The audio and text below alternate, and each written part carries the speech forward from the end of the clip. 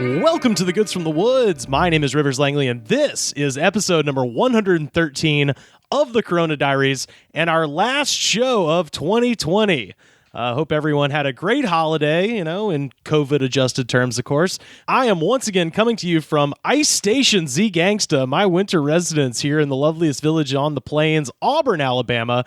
This episode is going to be so much fun. I can't wait for y'all to hear it. We're going to get started in just a minute here, but first, I should mention again, said this last week, but for everyone in the Tower of Power over at our Patreon, patreon.com/thegoodspod, if you're already signed up and I don't have your address, please go ahead and give me that. I am going to have a little thank you gift. It's going to be going out to all of our patrons just after the new year. So if you want that thank you gift, go ahead and add your home address or P.O. box to the Patreon, or just DM me at Rivers Langley or at The Goods Pod. DMs are open. If you're not already a patron, this would definitely be the month to hop on board. We've got over 70 hours of bonus content over there and more being added all the time. It's just $5 a month. That is the price of a cup of coffee in the big time. All right. Well, now let's get to the show. First up, I am going to be talking to America's next door neighbor, Samuel T. Harder. I'm obviously going to be taste testing another one of those disgusting Bang energy drinks, but also, thanks to a bunch of our listeners, we had so many people message us about this, and I just think it's great. We got hip to the jive recently about the insane CEO of the Bang Energy Company. So we're going to be talking about that and a bunch of other stuff with Sam, so that's going to be awesome. Next up, I'm going to be calling up to our man in Vancouver, British Columbia, our co-host emeritus. It's Dr. Pat Reilly. Pat and I haven't chatted in a bit, so it was awesome to catch up with him. We talk about this brand new list of the most hated fast food restaurants that actually list them state by state. Some of the results might be surprising to you. I'll just spoil this one right now. Too many people hating on Arby's, guys. All right? Just saying. Me and Pat are also going to be doing some in memoriams, some remembrances for 3 entertainers that passed away just in the last month. And all 3 of these people have some pretty big connections to our show, just in terms of things that we've talked about in the past. You'll see what I mean. But so that's what me and Pat are up to. Next up, our extra special guest for the week, Mr. Kyle Clark from the This Is Rad podcast. Last night, Carter and I had the pleasure to sit in with Kyle and the This Is Rad crew for an extra supersized 2020 year in review episode of that show. I believe Kyle had to actually split it in half because it was too long. But we talked about movies and music and TV, just life stuff. One of my favorite conversations of the year. Head over and subscribe to This Is Rad if you're not already to hear that conversation. I believe Kyle is dropping part 1. It's probably out now, actually. One small spoiler from my part of that episode. My album of the year for 2020, St. Cloud by the band Waxahachie, and it's not even close. That's one of the most beautiful records ever made, and y'all need to listen to it if you haven't already. Anyway, after talking for 5+ hours, Kyle was nice enough, amazingly, to come back today and chat with me on the goods for even longer. So we talk about his holiday and some weird, hilarious news stories that I found. It's always such a pleasure to speak with Kyle Clark, and so can't wait for y'all to hear that. And finally, going to be coming in for a landing once again back at Disgraceland Studios with the Crystal Pistol, Carter Glascock. Carter and I obviously got to talk about that crazy bombing that happened in Nashville on Christmas morning. Obviously, the bomber is dead. He's in a bunch of pieces, but fortunately, no one else was killed. And the whole thing is just such a very deeply strange news story. And of course, I'm all over it. So we're going to talk about that and so much more with Carter. Also, we've got a very fun MTV era 80s trash metal jam of the day. So look forward to that. Old acquaintances maybe you forgot, but you didn't forget us, and we thank you. Fuck 2020. Happy New Year, y'all. The Goods from the Woods, Corona Diaries number 113 starts right now. Calling in now from the City of Angels, it's America's next door neighbor, Samuel T. Harder. What's up, man? Hello. How are you doing? How are things on your side of the property? Oh man, I'm as is custom, we're sitting here recording on a lovely evening here in Auburn, and I'm about to get banked up. Mm-hmm. Hold on one second. Here we go. Oh Jesus. We all know now at this point, if you ain't banging, you ain't hanging. I'm having to seriously. Oh my God, the whiff! Oh Christ! But I say if you ain't banging, you ain't recading or recording or whatever we're doing. Dude, I opened it and I just got this is the birthday cake flavor, which Oh, yummy. I love cake. So shout out to I think Justin Morales is the one who said this one was good. I can't even keep track, but I will say the trajectory of all of these bangs has been, I get an initial whiff of air of some, very strong flavor with all of these. Yeah. And with this one, it was like, when you get down to the very end of the Lucky Charms and you pour that last little bit into the bowl and the dust from the marshmallow kind of like rises up in your face at breakfast time. That's what I just got. Ugh. Well, that sounds awful. Heavy. First impression, awful. Haven't even sipped it yet. Just heavy Lucky Charms flavors directly into the nostrils. I think you should start. I want you to start pouring these into a glass to see if they're different colors. Ooh, yeah, I should have been doing that, shouldn't I have? I don't know. I just thought of it right this second. So who knows what you should have been doing? Okay, all right. I've just sampled it. It is. This might be the closest flavor-wise to what it actually pretends to be, which is shocking considering it's a birthday cake flavor. They nailed that cake flavor pretty hard. That does taste like a really cheap kind of shitty vanilla sheet cake from Vons or something. They got the original Betty Crocker to do a crossover product. Yeah. Are you saying it's white cake or yellow cake? Oh, I mean, yeah, it seems like white cake.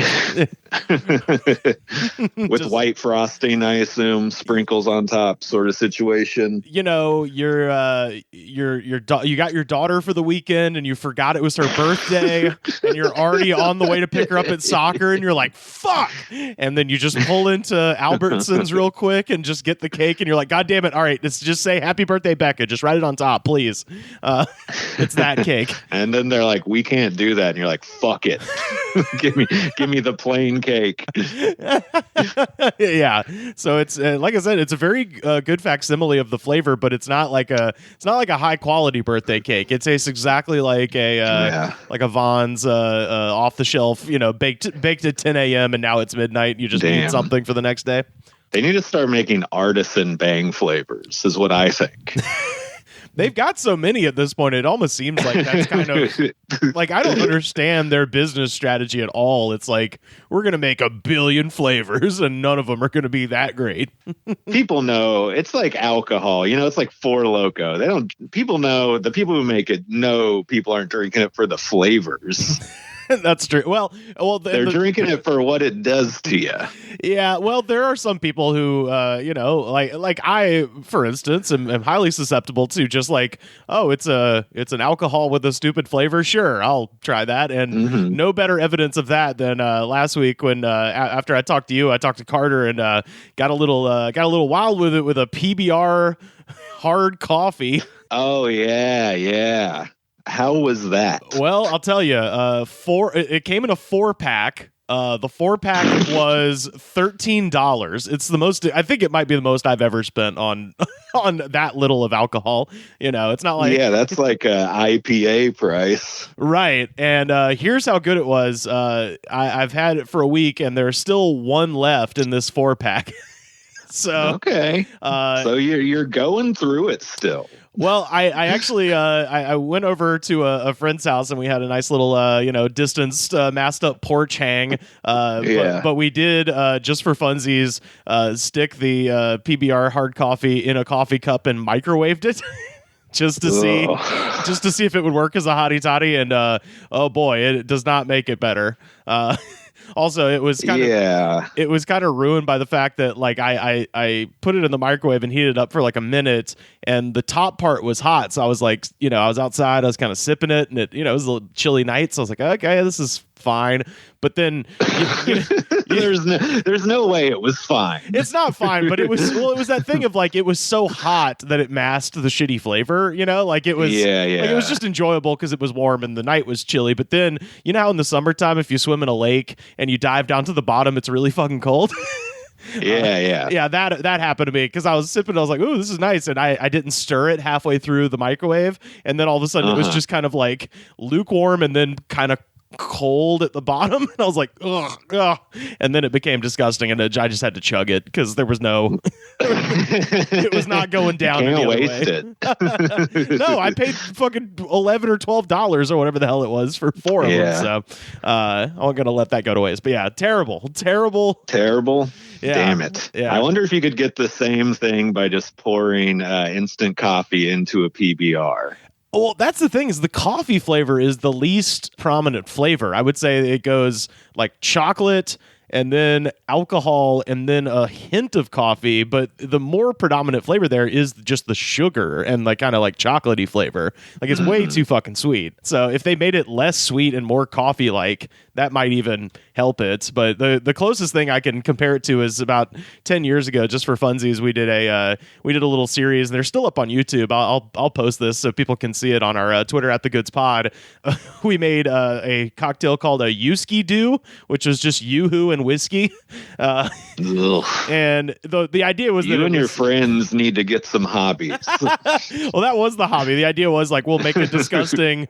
Well, because it was at the time, where like mixology videos were very big on YouTube, where it was like, like bartenders would make these videos about like, oh, here's how I make a strawberry, whatever, And so our idea was like, we'll make just disgusting mixed drinks and then film ourselves drinking them and just reacting to it. So that was our first one, was Yuski Dew. And man, it was shocking how similar that Pabst hard coffee was to the Yuski Dew. I was like, that tastes, I've had this before. Yeah. They're just like, we need ingredients. What do we have? Chocolate powder and malt liquor. Let's throw them together. Ugh. And then they sipped it and they're like, needs a little coffee. And I still think the demographic for this product has to be like high school students who think drinking coffee makes them like a refined person or something. Yeah, perhaps. Or just high school students that, because when you first start drinking, most normal people don't go straight into beer necessarily. Yeah. Or at least not in our age group. Maybe if you're older, then that was all that was available. But baby, first time I got drunk, it was Rick spiked margaritas. Yo, that's wild. Which, by the way, the internet does not acknowledge that this existed. There is no picture of Rick spiked margaritas. You can find Rick spiked lemonade. It was kind of an early challenger to Mike's before Mike's just ran the table. It was Rick's, and they had spiked margarita, which is basically, it was similar to the lemonade, but it was lime, And a woman who is now a QAnon person, I've talked about before, I think, if not on the show, then at least in some Zoom stand-up shows I've done. In a hilarious twist, the lady who used to buy us alcohol and smoke weed with us is now a QAnon person who's really against endangering children. And I'm like, oh yeah, that thing you would be. That thing you did actively when you bought us all beer and did fucking gravity bong rips with us, you fucking idiot. Hey, look, if she wasn't doing it with you, you might have been doing it in some crack house. So that's true. She actually did a good thing. No, she did. It's just very funny in hindsight now. Yeah. She's like a really big Q person online, and you're just like, wow, okay. But it's definitely one of those weird things where like I had a friend whose mom was like that too. It's just like she thought she was helping by letting us do drugs at her house, and just like, nah, we're just like taking Xanax and chest boxing each other in your backyard. As long as we're on the subject of bang, I wanted to acknowledge, and I am overjoyed. Oh, before we do this, I want to say my roommates had an interesting alcohol experience. He always does. Well, it wasn't anything crazy. It was just for Christmas, one of my roommates was sent something that their mother did not want, which was a case of wine frozen pops. You know those Otter Pops that are just like plastic tubes filled with goop that turns to ice? Yeah. It's those, but with wine. Holy shit. And guess what? They aren't good. No. It's one of those things where you can see the review of the product upon the first taste of it. As soon as somebody tastes it, you can just watch their face make the reaction of this like, what the fuck does my tongue think it's doing right now? Holy shit. And how many got eaten? Well, at first they were both Kylie and Cooper had one and were like, ugh, this is gross. But then 5 minutes after finishing the first one, they're like, I could go for another one. They call that the bang effect. But it was a similar thing to what your story was, where it was so icy. They're like, we need to change the consistency of this. Yeah. So they waited for it to warm up and just down the whole thing. Because it did them like little shooters. Yeah, because it's like you don't want to slow sip a fucking Otter Pop of wine, you know? Yeah, that's true. You aren't doing it to enjoy the flavor. So yeah, they just did the PBR coffee trick that you did. Just chugged them. My God, did y'all get through the case? Oh no, it's still in the they moved it from the freezer to the fridge, so I guess now they can just chug a whole one as soon as they want to without waiting for it to unfreeze. But I think they're going to be in there for a while. Man, there's going to have to be some desperate times before those get used again. Oh well, shit. If they start running low, squirrel one away for me in the freezer. I want to try one when I get back. Oh yeah, I have a feeling they might still be here. There's multiple flavors of these two things too. It's quite disgusting. Man, how intense they wanted to make it. It's interesting how alcohol is becoming so infantilized, seemingly. You know.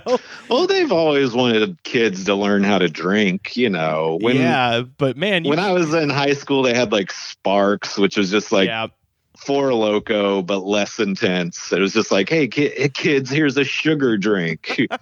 It'll make you throw up orange. It's cool. Man, there was one, we had just an absolute blowout one Friday afternoon where there was an area that they were building an apartment complex behind the movie theater, and it was kind of up a little hill, so you were out of view of pretty much everything. So unless somebody drove up this little dirt hill and saw where you were at, you could probably just stand there and drink. I don't know. I'm thinking about all of the dumb places I would drink around town, especially being here right now and like kind of cruising around and just seeing places get built up and apartment buildings being put in like in weird power cuts where we used to get fucked up and stuff is weird. But oh, I know, dude. There's a fucking fancy apartment complex in an Alamo Draft House in the parking lot where me and my friends used to skate and break Faygo bottles. And you can't even explain it to anybody. You're like, man, that used to be some woods where we would drink, man. Back when that was Food Line, they had the cheap Faygos, glass bottles. This particular Friday afternoon, we had a 6-pack of Sky Blue vodka. Yummy coolers, like not the actual vodka, but like the wine coolers. We had Captain Morgan Gold, which was a very disgusting malt beverage that Captain Morgan made for a very brief time. We had green Zima. I don't know what the distinction between blue and green Zima is, but we had the green one. And I think, God, what was the other one? I think we might have also had that Jack Daniel's Cola that we talked about. And man, we had a sugary ass Friday night, baby. Yeah, a case of drunkenness, vomiting, and diarrhea, all in 24 bottles and cans. Oh my God. Well, I wanted to shout out, as long as we're talking about Bang here, I wanted to shout out, and this is, this is, I think, our last show of the year, if I'm not mistaken. Yeah.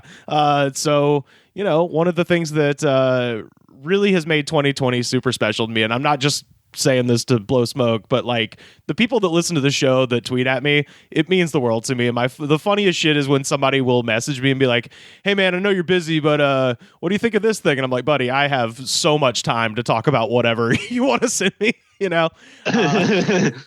know the response from the podcast has been great. I feel the same way.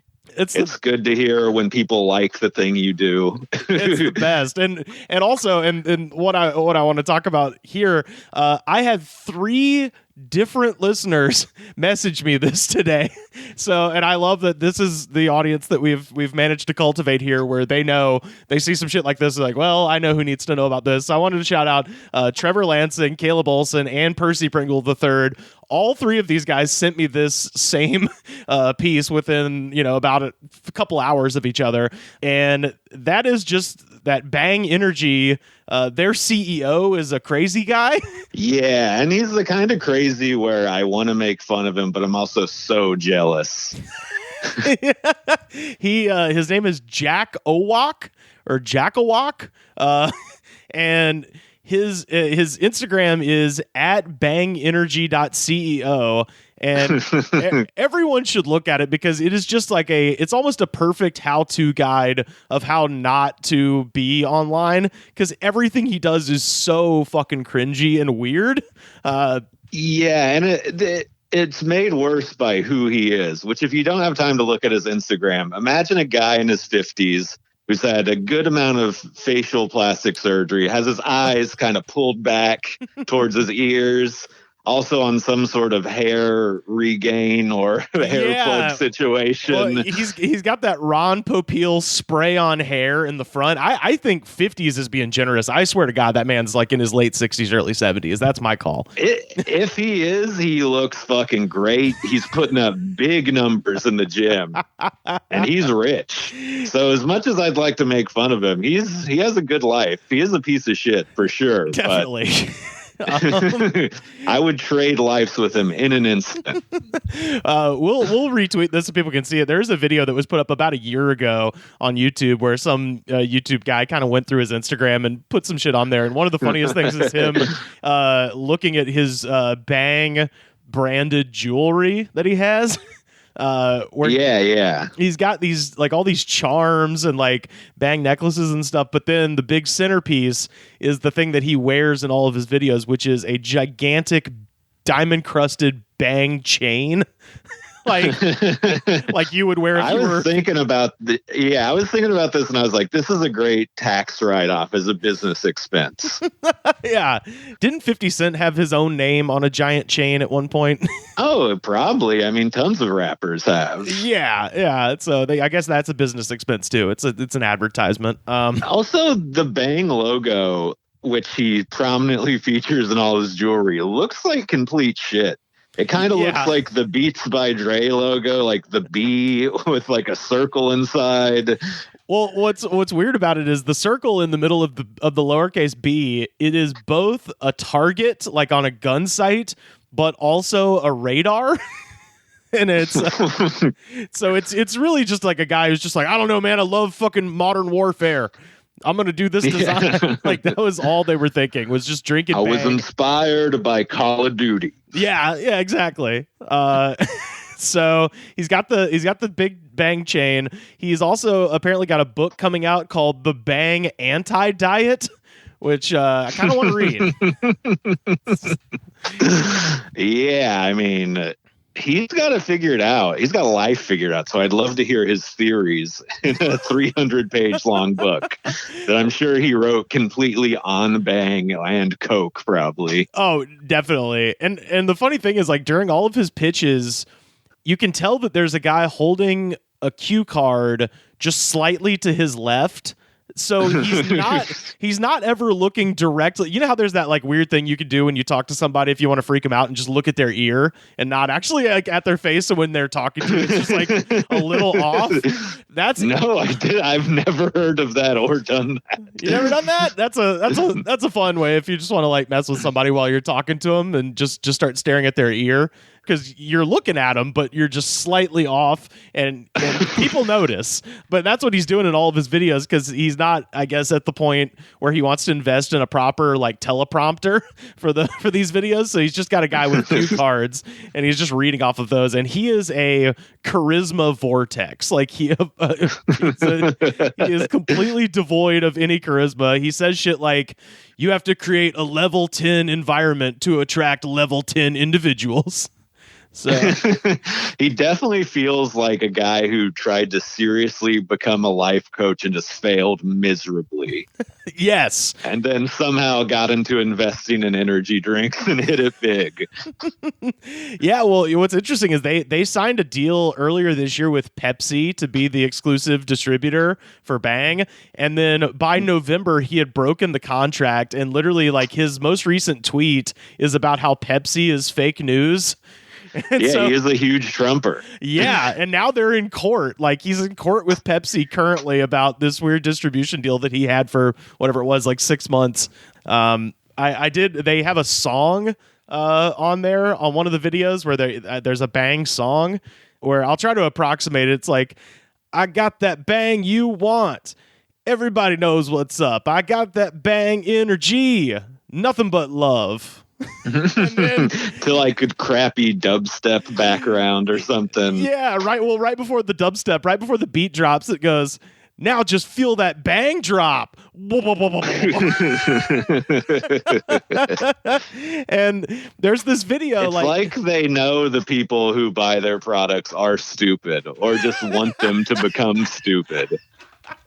Maybe, I don't know. I do feel slightly dumber since I've been drinking Bang every week, so I don't know. Maybe it's working. Well, the guy has a theory about mental capacity too. That oh God, yeah, it's also interesting. Yeah. Oh, I want to get to that in 1 second, but I did want to mention. It appears if you look at his Instagram, I thought that it looks like every piece of video that they filmed was filmed 2 years ago, and they've just been spreading it out slowly across Instagram. Yeah, that's definitely could be the case.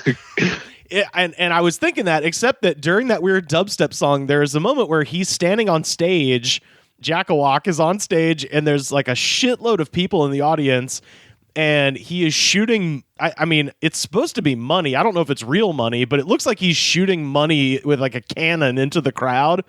And he's kind of like leading like a hand waving session, like Ricky Martin or something. I was just like, that surely couldn't be now. There's too many people in the crowd. No one's wearing a mask and shit. But then I read the little caption, and the caption says, this is from 6 days ago. Wow, what a wonderful time here at #TPUSA. It was such an uplifting, energizing event that could only be fueled by Bang energy. It was great to be surrounded by so many successful, influential, and inspiring people. It was great to see the future generation of emerging leaders and free thinkers. It has been an incredible honor to speak with so many people who genuinely love our country. And Jesus Christ. Well, tell me what TP is. Right. So, what I was going to say is people might even remember this because we've talked about TPUSA. They are a conservative political organization started by a sentient horse-tooth elf on a shelf named Charlie Kirk. And you may remember a few months ago when their 80-year-old co-founder and bagman died of coronavirus, and Charlie Kirk just continued to tweet about how COVID wasn't real. Yes. That guy. So he was at their convention, but the thing is, I can't tell. There's a chance, because I didn't look into what they were doing exactly. There's a chance that maybe they did a, kind of Zoom conference situation, and he was just showing some footage from years ago that he shot of him shooting money into the crowd. But that's not for sure. I don't know that. But yeah, it's pretty interesting. But yeah, what was the thing that you found out about him? Because I was trying to research this as much as possible, but you had something very, very interesting about Jackawalk. Well, he made a video that I guess became popular. I don't know when it came out, probably around a year ago. And he basically uploaded a video explaining why Bang will help your brain. Uh-huh. And he theorized as you grow older, despite anything you do, you become more and more mentally disabled. Okay. He repeatedly uses the R word. Holy shit. For mentally disabled. Right. And he keeps just going like, look, if you don't want to get more and more disabled, you got to do something. Your brain is going to block the creatine intake. And there's a model right next to him while he's giving this whole speech, and you could tell she was not briefed what this video was going to be about at all. And when he starts dropping the R word, she is just taken aback. And you can tell she instantly doesn't want to be a part of it anymore, but doesn't know what to do. Is she in those Bang yoga pants?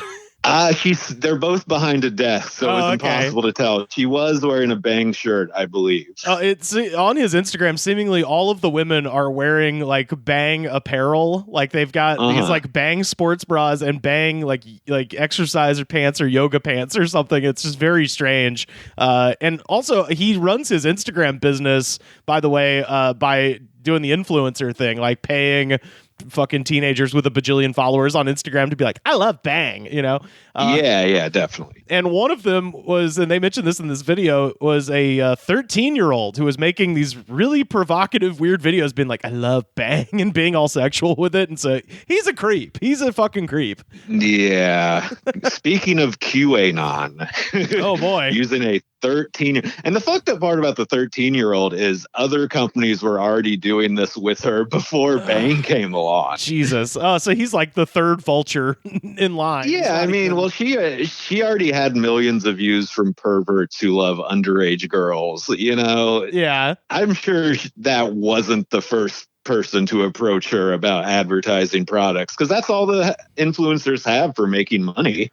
Yeah. Nobody's paying them based off likes. Oh, yeah. But you can get paid for hawking snake oil to creepy guys, to guys that are incredibly horny and assumed to be very dumb. And by the way, I should add, on the side of this can, I just noticed there is a warning that says not recommended for individuals under the age of 18. Yep. And also, they're not supposed to sell it. Because they're the company that, I don't know if you remember, there used to be a drink called Redline. Redline, yeah, they're like the repackaged Redline. Yeah, they're the same company. I think they just rebranded, because Redline was some weird, just like, it wasn't even carbonated. It was just gross tasting liquid that had the most caffeine. Yeah, it was like marketed towards gamers, right? Where it's like, chug this shit, you fucking idiot. I think it was around before that even. It was like, it really was like a workout supplement meant for people that are like super tired or just needed the massive energy boost. I don't think it had creatine or anything like that. But yeah.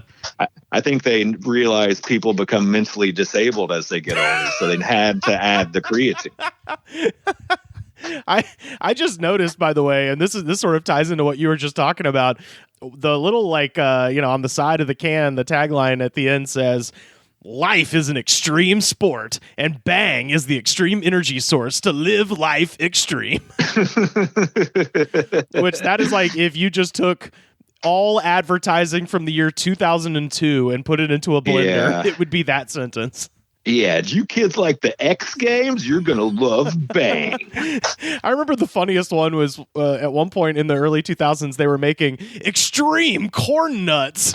I recall that. I was like, buddy, I'm sorry. You cannot make corn nuts extreme. You just can't. Hey, man, throw in a little cayenne pepper. That's a whole new product line.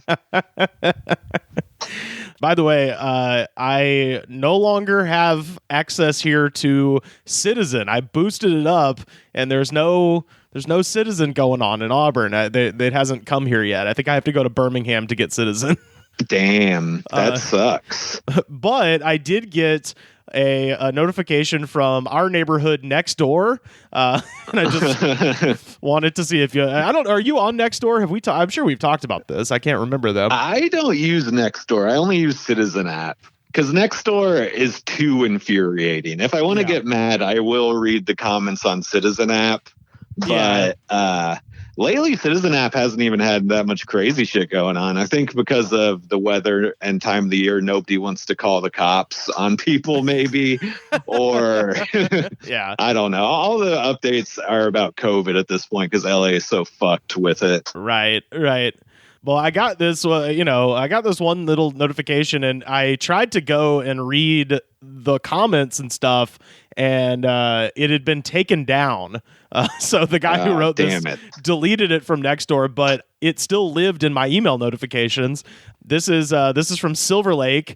Jed Oakmanic says, "Have been noticing an increase in the number of muscular homeless shifting around in the bins and alleyways as of late." All right. He goes, "They seem pretty built, like they could bench press at least 250, maybe 300 pounds. Not sure what is driving this phenomenon." That's it. The entire post. That's the update. Is I noticed that these homeless guys are getting pretty buff. Damn, he's been checking out the homeless guys for sure. It's not even a question. It's just a statement of facts as he perceives them. He's like, you know what I know? Like he's like fucking Jerry Seinfeld. You ever notice how? You ever notice how buff the hobos are getting? We must be throwing away weight sets or something. What do they got in those sticking bindles? Lead ball bearings?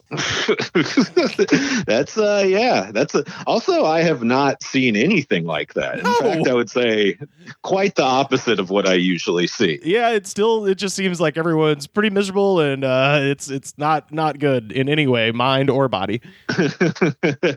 Yeah, I mean, I'll keep an eye out. But yeah, let me know if you see so some guy who lives under the bridge that looks like Macho Man or Hulk Hogan or something. Especially this time of year, I don't understand how he's seeing the build or I don't know. It's just this Jed character. I don't know about him. Yeah, the post got removed. I don't know if he deleted it or if somebody reported it to Nextdoor. And, who knows? Yeah, one of the admins was like, "This isn't anything." Yeah, this is not a question. It's not news. It is just one crazy guy driving around and being like, "Is it just me or all the homeless guys hot now?"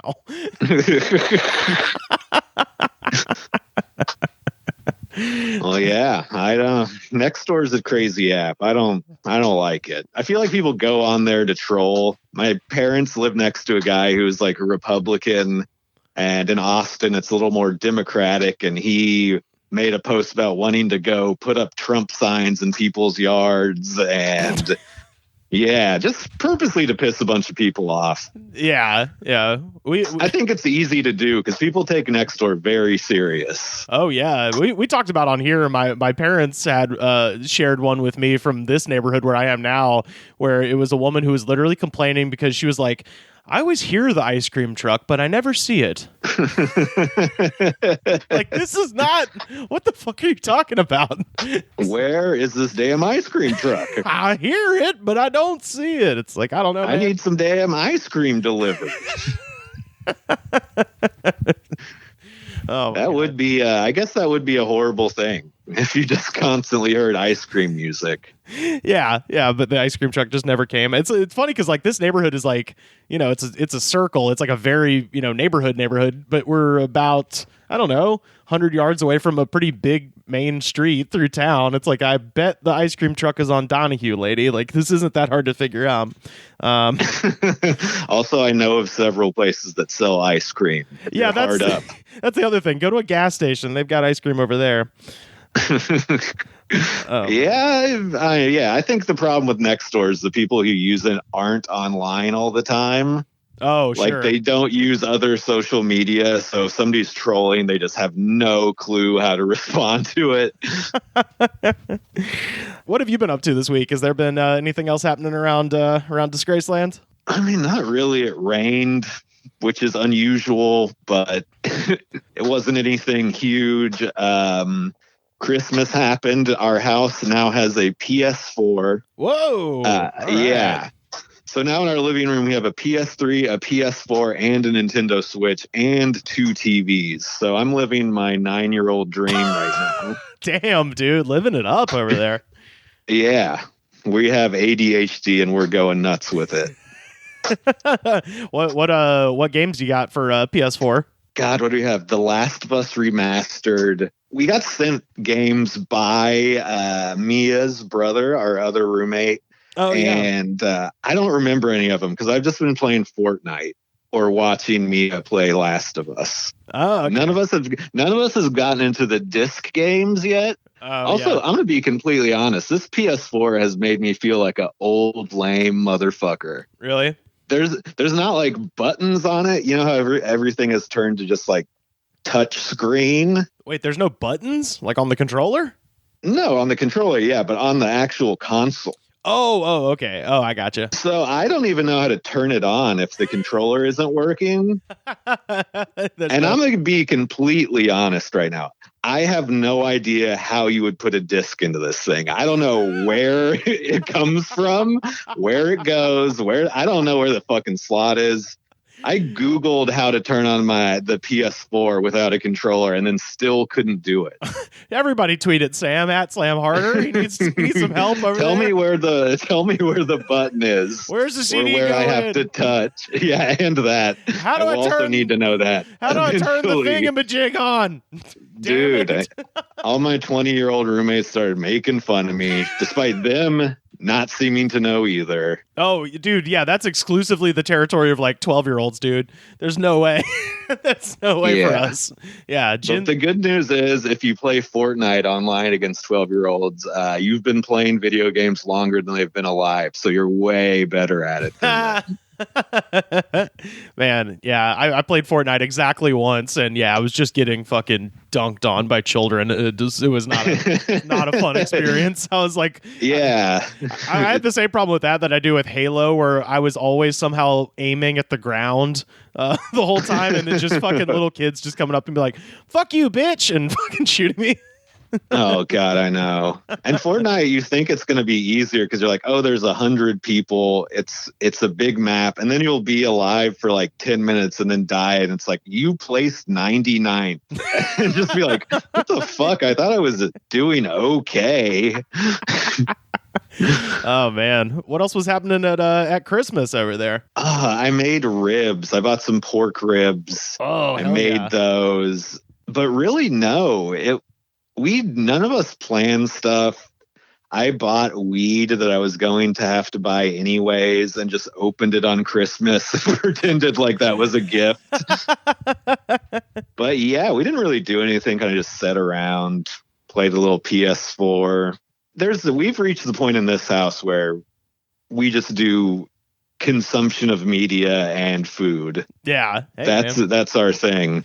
That's the safe thing to do right now, man. It fucking sucks, but it is. Yeah. It sucks worse because LA is so fucking bad about COVID. And I went out the other day just to like grab a fucking drink from the store, and there were so many people not wearing masks. And also seemingly the people around the no mask people just didn't give a fuck either.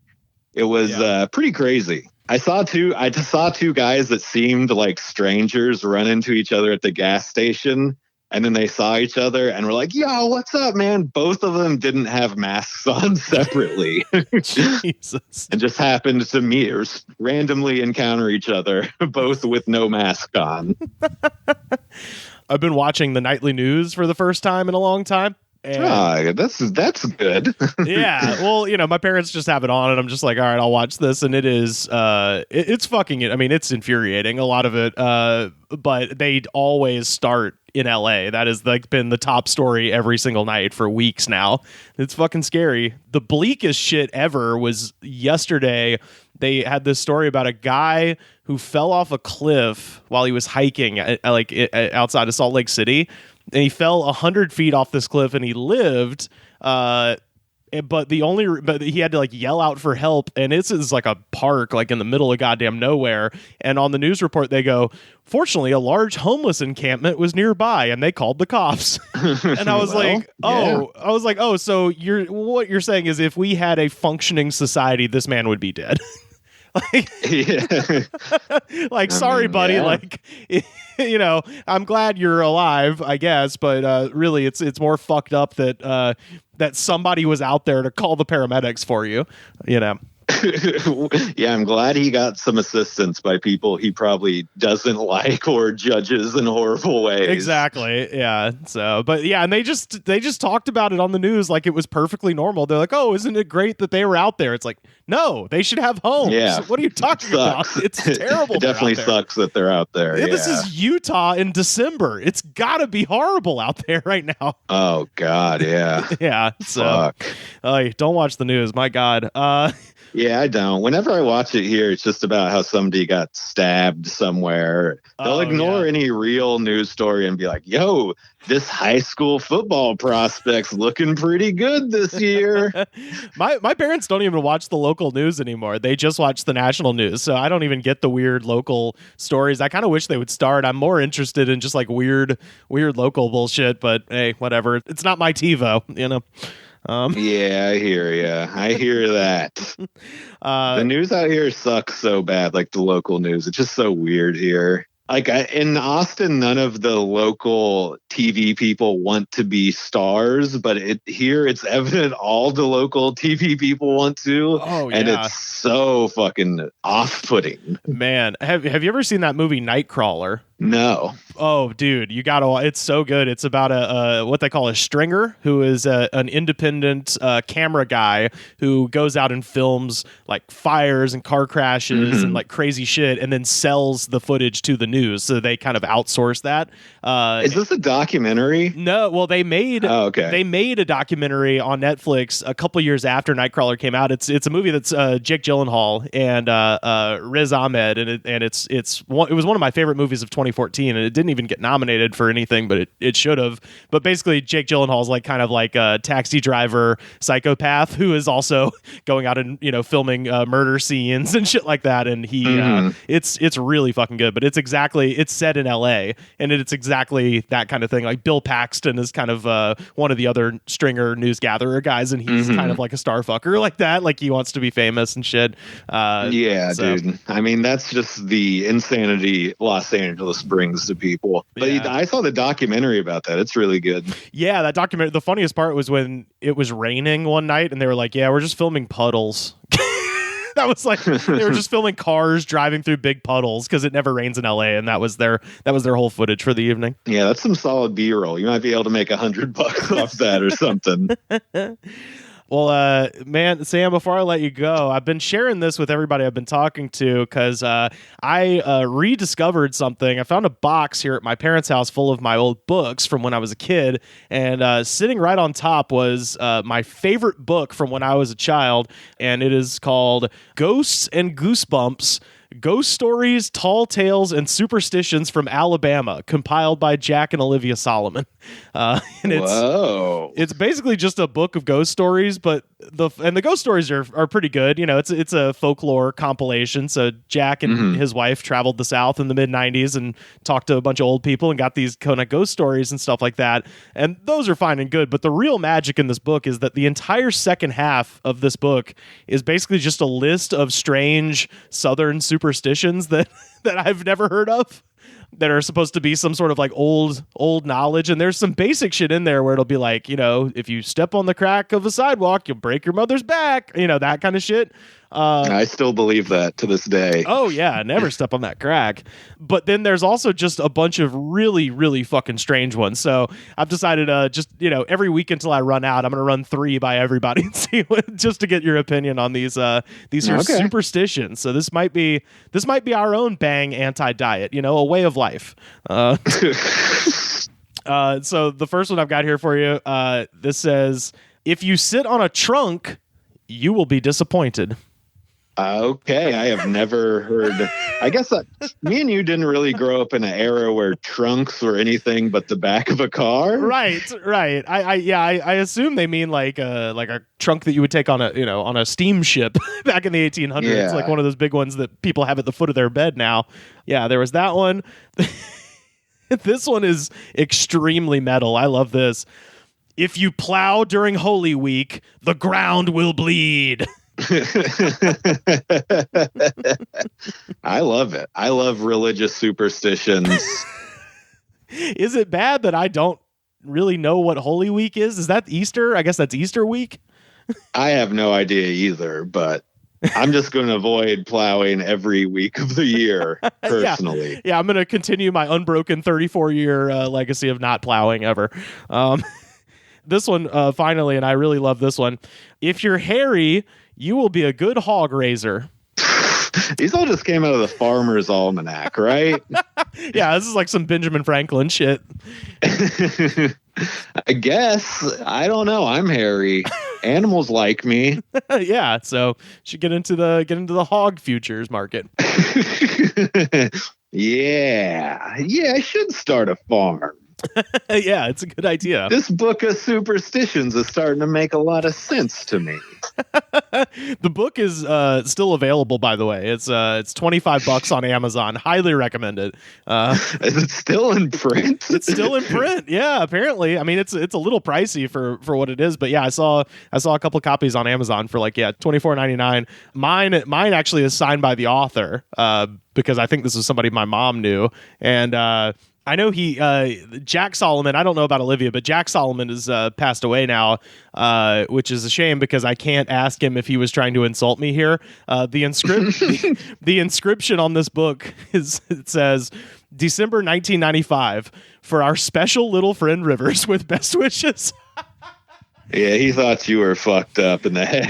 That's what I think. I think I must have walked up to him and just been like, did you know that the Styracosaurus is cooler than the Triceratops because it has 12 horns instead of just 3?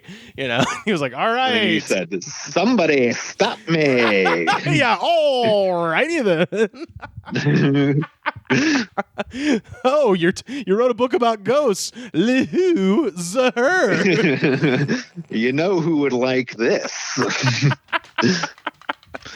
Oh, fuck. Sam, please tell people where they can find you online. Slam harder on Twitter. I've been tweeting a lot today because I've been putting off going to the grocery store. So I needed something to do. Man. Also, by the time you hear this, I'm going to have a new sketch uploaded. Oh, hell yeah. All right, man. I'm looking forward to it. And yeah, that's all I have to say. All right, dude. Well, everything else that happened this week has just been boring or sadness inducing as far as the news goes. Yeah, I bet, man. Jesus. Well, stay safe, get your food delivered there to the house. Yeah, you're right. I probably should do that. I don't want to walk anyways. Yeah. Oh man. I think Ralph's does it for free, actually. Oh, really? I'm pretty sure. Damn. Yeah. I think they've got that running as a COVID special now still. Cool. Yeah. Well, dude, I'll talk to you next week. Happy New Year. Happy New Year to you too. Take it easy.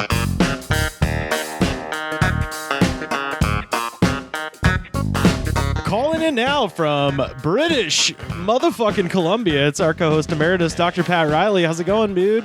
Hanging in there, man. How are you doing? Man, doing all right. Hanging out at Ice Station Z Gangsta in honor of the late great Zeus. Decided to that's what I'm calling my R.I.P. Tiny. Yeah, R.I.P. Tiny. So yeah, man, things are good at the wintry chalet. Well, if you wanted to go full WCW, it could be the Ice Train Z Gangsta. Oh, there we go. Yeah. Yeah, there we go.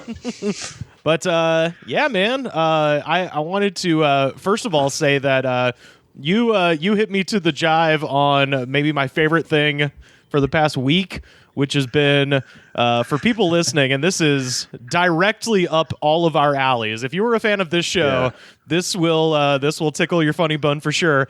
At Eve6 on Twitter, that being the official Twitter of the band, late 90s 2-hit wonder Eve6. So I went back because I was trying to figure this out, because the weird thing is we covered what he refers to as the Heart in a Blender song, what Billboard magazine would call Inside Out, their first big hit, on one of our Jam of the Days not that long ago. And it had to have been before this Twitter account went absolutely insane, because there was no mention of it in any of the comments or anything like that.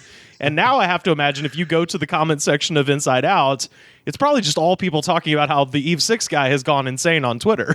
Yeah, Max, the lead singer. I think at this point, the only people that have remarked on whether or not they liked the Heart in the Blender song is Vincent D'Onofrio and Hillary Duff. Okay, so what did Vincent D'Onofrio say? He wasn't a fan, but he liked their other song a lot. Oh, he likes Yours to the Night. He's more of a sentimental guy. Yeah, and he said that they had a good post-punk sound, which sure, why not? The fact that Vincent D'Onofrio has an opinion on the sound of post-punk is pretty. Which pretty it's amazing. not. Yeah, no, it's not.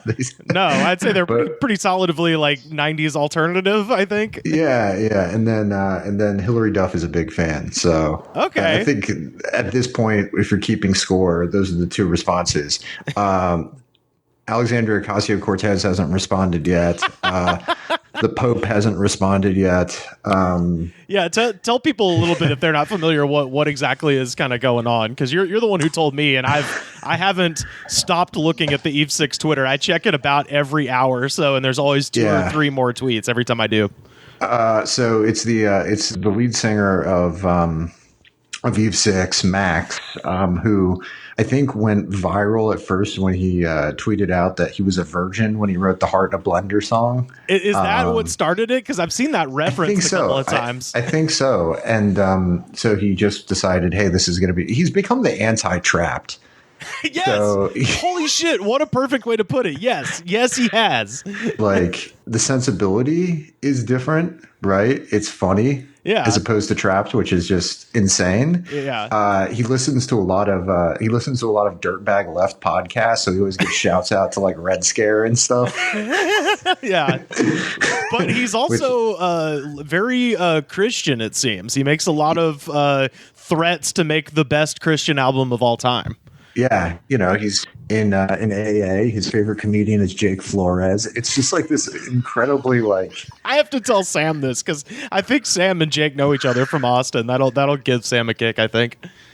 Yeah, well, I mean, it's like complete opposite ends of. He's basically like the anti-Trapped guy, and I think that there's the wave of all these kind of like self-aware period musicians. I'm going to call it period musicians because I went to the store to get a new cell phone, and they had the 2000 station on the radio, like the internet radio thing. It said 2000s. I'm like, this is oldies now, so I'm going to call it period music. Yeah. So Dionne Warwick and Richard Marx and all these people like that are like self-aware.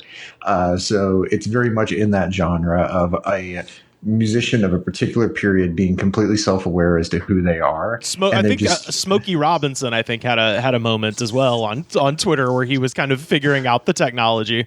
Yeah, he's pretty crazy. I mean, if for those of you that listen to the show and listened for a while, I liken Max of Eve 6 to basically if Nick Thomas was the lead singer of a two-hit wonder band in the late 90s.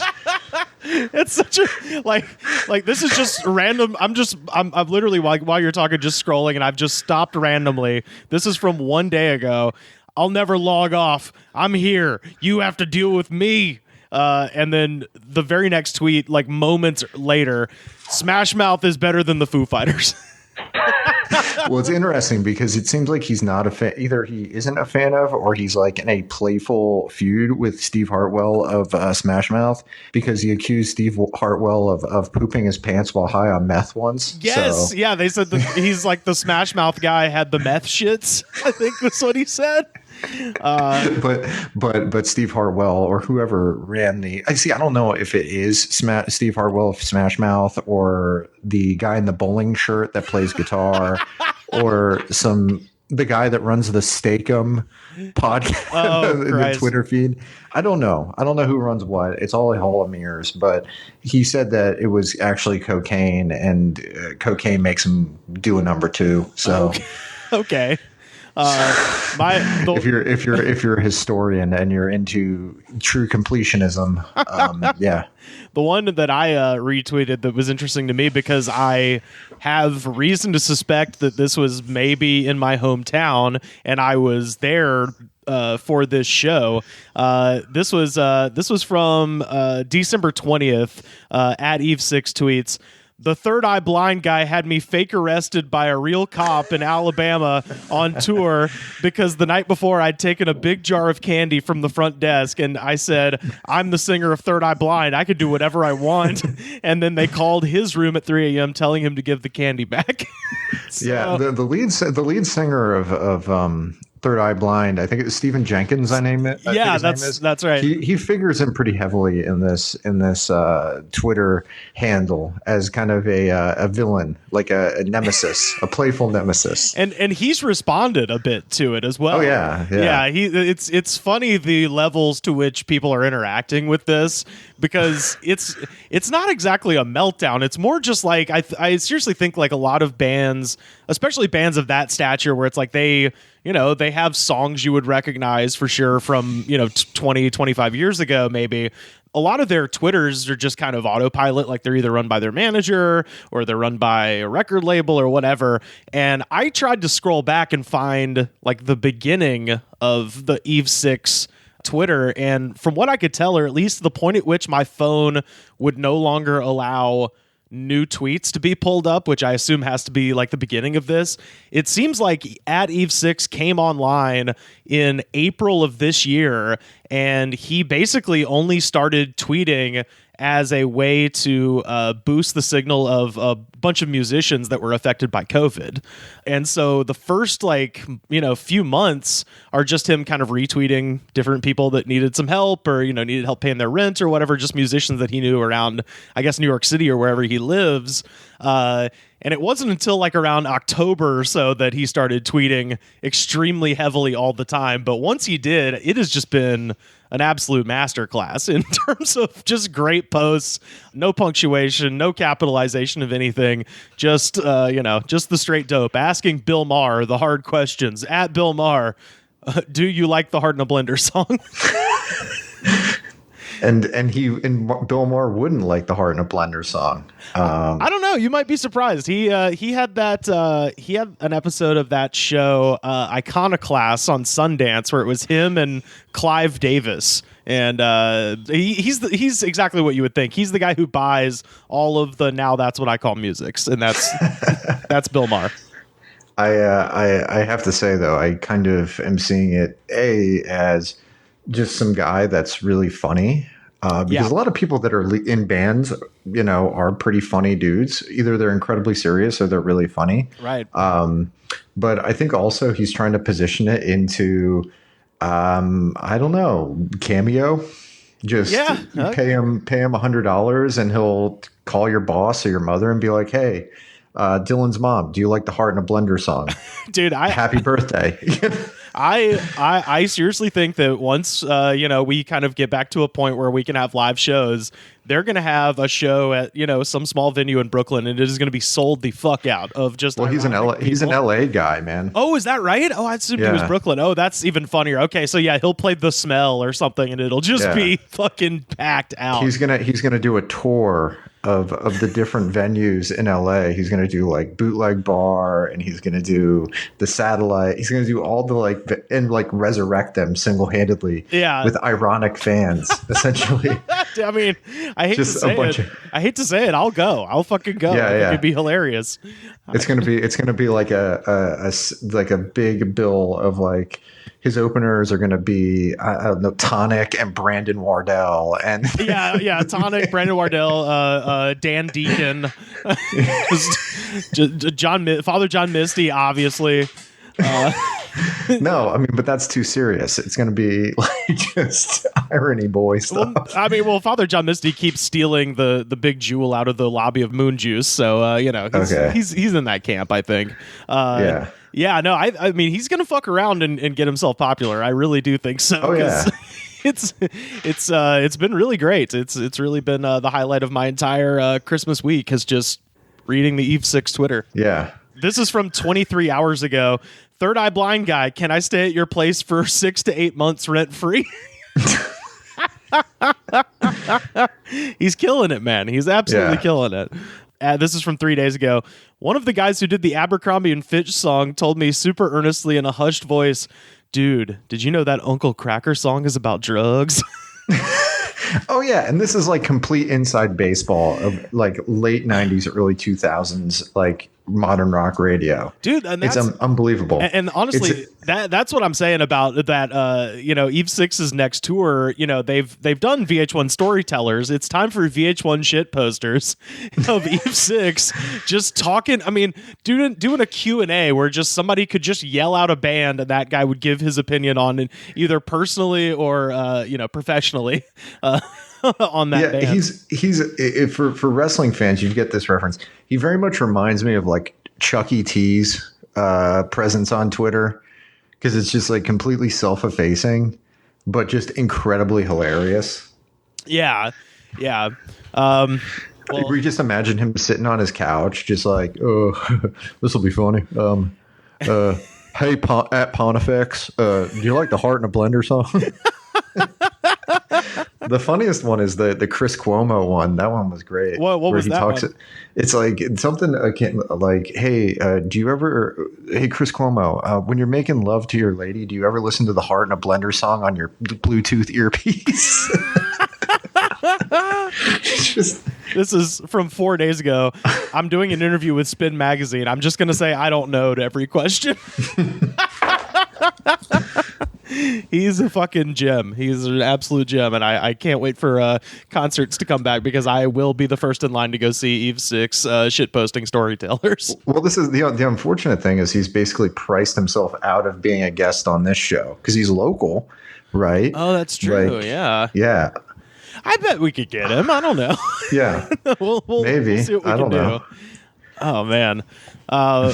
Well, I guess I wanted to pivot into this, and it's something that our listeners, I think, might find interesting. We've talked about before. They've done these sort of clickbait maps of like what is the favorite fast food restaurant of every state, and they don't make sense half the time. They really don't. It'll be like Iowa loves In-N-Out Burger where there is not an In-N-Out Burger and shit like that.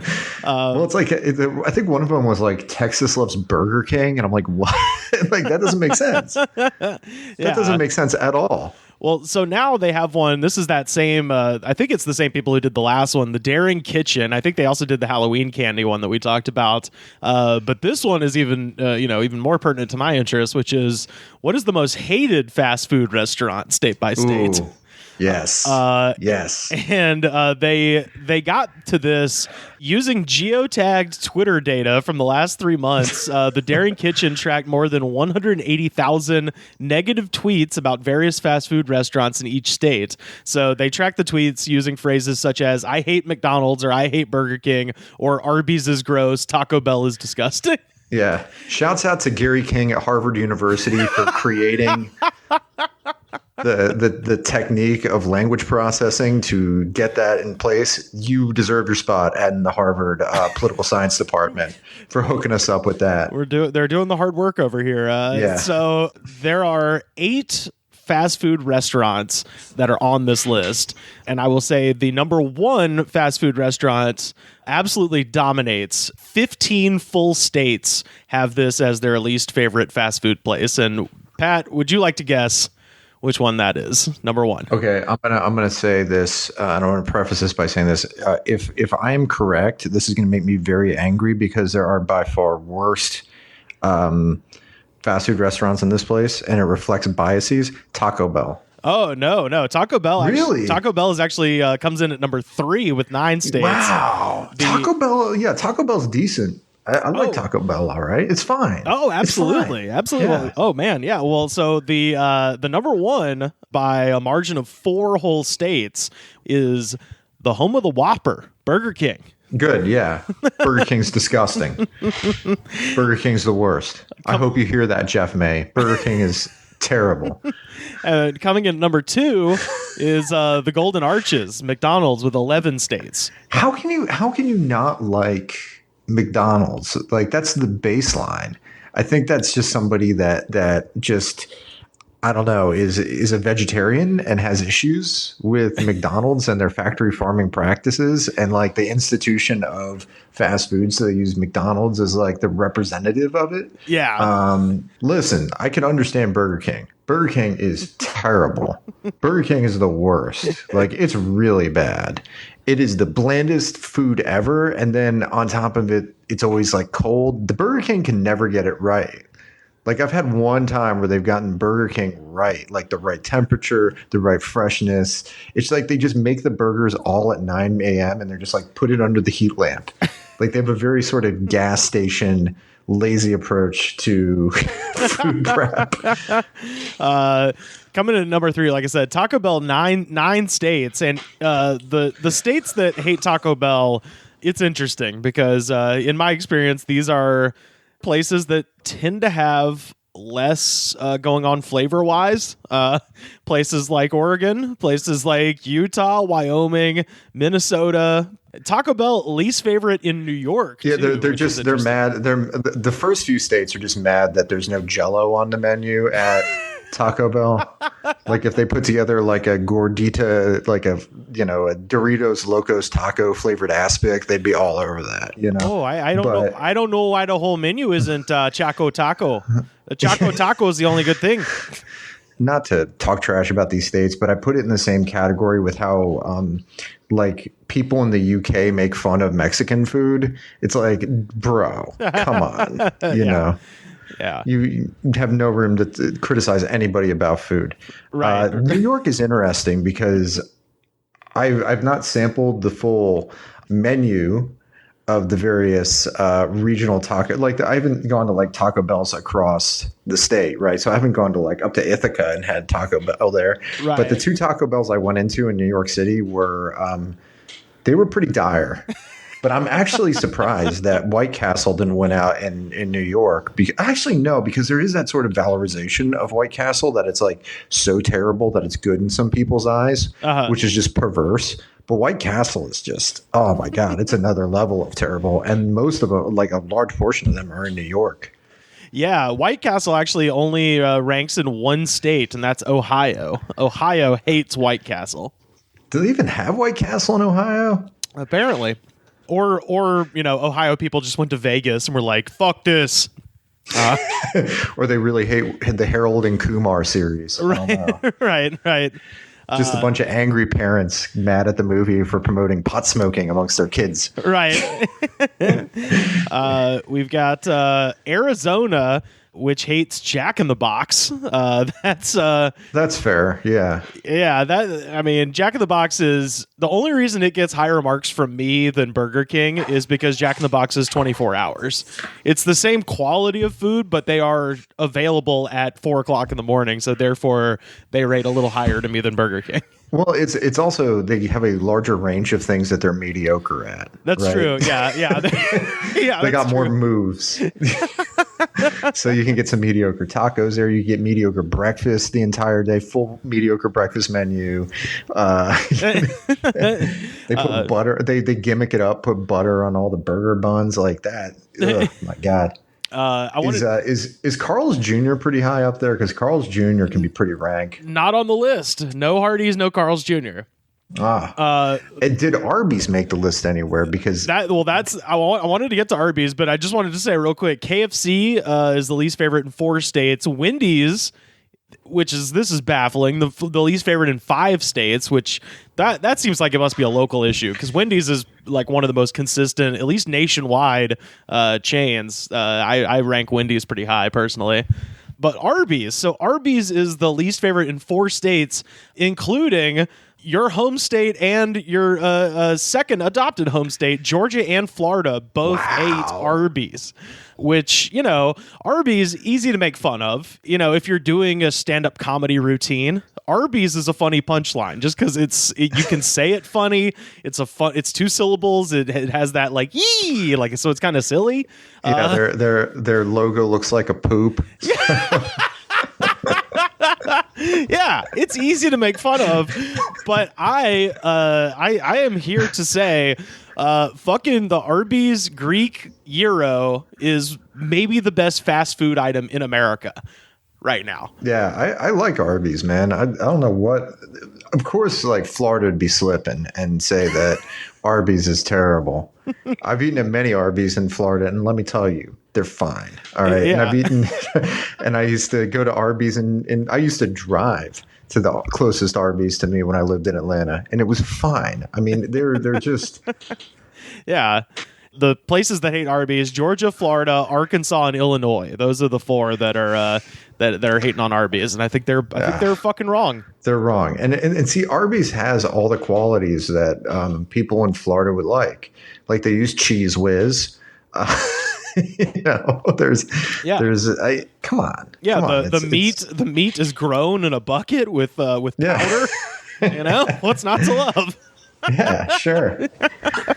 No, seriously, man. I don't know if they got Arby's up there in BC, but if you get a chance, man, that Greek gyro, fucking, it's as good as any. I mean, we don't. If college professing doesn't work out, start a damn franchise up there. Let's make some. Let's make these Canadians believers. Subway. Why isn't Subway on the list? Subway is bad. Yeah, I think for a lot of places, Subway is the only restaurant in town. So that's true. Yeah. So it seems like complaining about that is just complaining about the idea of eating out in general. There's plenty of places where that Subway that's attached to the Chevron is your only evening dining option if you don't want to cook for yourself. Well, and I actually wanted to provide an update, and that is, a couple weeks ago, I was chatting with Monica about her recent trip up to Wisconsin and her first dalliance with Culver's, and I am here to report I went yesterday. I went to Phoenix City, Alabama, right across the river from Columbus, Georgia, the big city. And hit up Culver's, got that double bacon butter burger and some cheese curds, and boy, it was something else. I had a heart murmur just when you said that. And then we also got the custard of the day, which was called Brownie Thunder. It's a different way of living up in Wisconsin, man. It really is. It really is. My favorite thing about that conversation I had with Monica is when she said that in Wisconsin, when you order, you have to be really clear that you want everything on the burger. Because like Midwesterners hate flavors, so most of them Hence just why order. They dislike Taco Bell. Yeah, that's what I mean. So most of them just go up there and order it with just ketchup or whatever psycho shit that people do. So she was like, "You have to tell people." Taco Bell is all flavors. There's no substances. Right. Yeah, there's nothing else. Yeah, it's soy-based beef product and spices. A tortilla. That's tortilla. And flavors. Yeah. Oh man. Whether it's taco flavors or Dorito flavors or whatever flavors you want to throw in there, it's a very powder based experience. Yeah, that's right. Oh, definitely. Well, I wanted to transition, I guess, into something a little bit of a down note, but we'll try to make it as celebratory as possible, and that is some remembrances, because we had a few people pass away in the past week or so that I wanted to acknowledge. First up being probably the most shocking one, which was John Huber, a.k.a. Brody Lee, a.k.a. Luke Harper, incredible professional wrestler that we've had a lot of fun watching his matches, if for no other reason that Luke Harper versus Dean Ambrose at... it's the greatest call in the history of professional wrestling. Luke Harper versus Dean Ambrose. I would take this over anything that Gordon Soley delivered, anything over anything that Jim Ross said, anything that... It was extreme. It was Extreme Rules 2015. Pat, neighbor Frank, and Mr. Goodnight and I are sitting on my couch watching this thing. And Luke Harper, when he would compete, would always wear a kind of a dirty tank top, because his character, he was supposed to be kind of like a mesmerized swamp cult hillbilly crazy guy who was following the commands of the evil Bray Wyatt. So he was always dressed like he'd always wear a tank top and some kind of like ripped up jeans and stuff. And the side effect of it is that he could eat whatever he wanted to because he was wearing a tank top. Yeah, that's right. So his tank top was always stained and gross. Like, it was kind of, truth be told, watching him wrestle during those days, I was always like, man, I would not be mad if you had just a clean tank top. Like, well, no, I mean, it's like that's the golden position to be in, is being the guy that wrestles in a t-shirt, and that's cool. Like Road Dogg, the Dudley Boys, Kevin Owens, Mr. Ass. He didn't even have to wear a t-shirt. He didn't even have to train. Yeah, right? He still wore the Mr. Ass t-shirt, and but like, that's the position to be. Kevin Owens, he wore the t-shirt. Like, yeah. You don't have to do abs. You can eat carbs. You can just live your best life. Yeah. You don't have to be constrained. But yeah, Luke Harper's wearing that getup, a tank top and jeans, and he's fighting Dean Ambrose, who is wearing jeans and a cut-off black T-shirt. And we're sitting there watching it, and Mr. Goodnight just goes, "Damn, it looks like a fight broke out at a gas station, Daddy." Because also like Luke Harper always had a bandana in his back pocket. Yeah, it was that might have been the hardest I've ever laughed. I always wondered if he was doing hanky code when he would have that in there, because the color would change from time to time. Yeah, that's right. And he seems like a funny enough guy to actually do that sort of thing. Yeah. I mean, it's very sad. It was a very kind of sudden death. I mean, the guy was 41, passed away just a couple of days ago, and obviously, a lot of wrestlers kind of sharing their memories of the guy and stuff like that. And he had just, less than a year ago, debuted on AEW. And the worst part is it really did look like, this next year would probably be kind of his big breakout year in AEW, because God knows there were a million times watching him in WWE where he'd been relegated to this kind of sidekick role, and you'd watch him and you're like, man, this guy is very charismatic. He can definitely go. He's huge. Like, I don't understand why they aren't using this guy as much as they should. And so it kind of sucks, because it really looked like he was going to be getting the break he rightfully deserved and stuff like that. So, it's just a bad situation.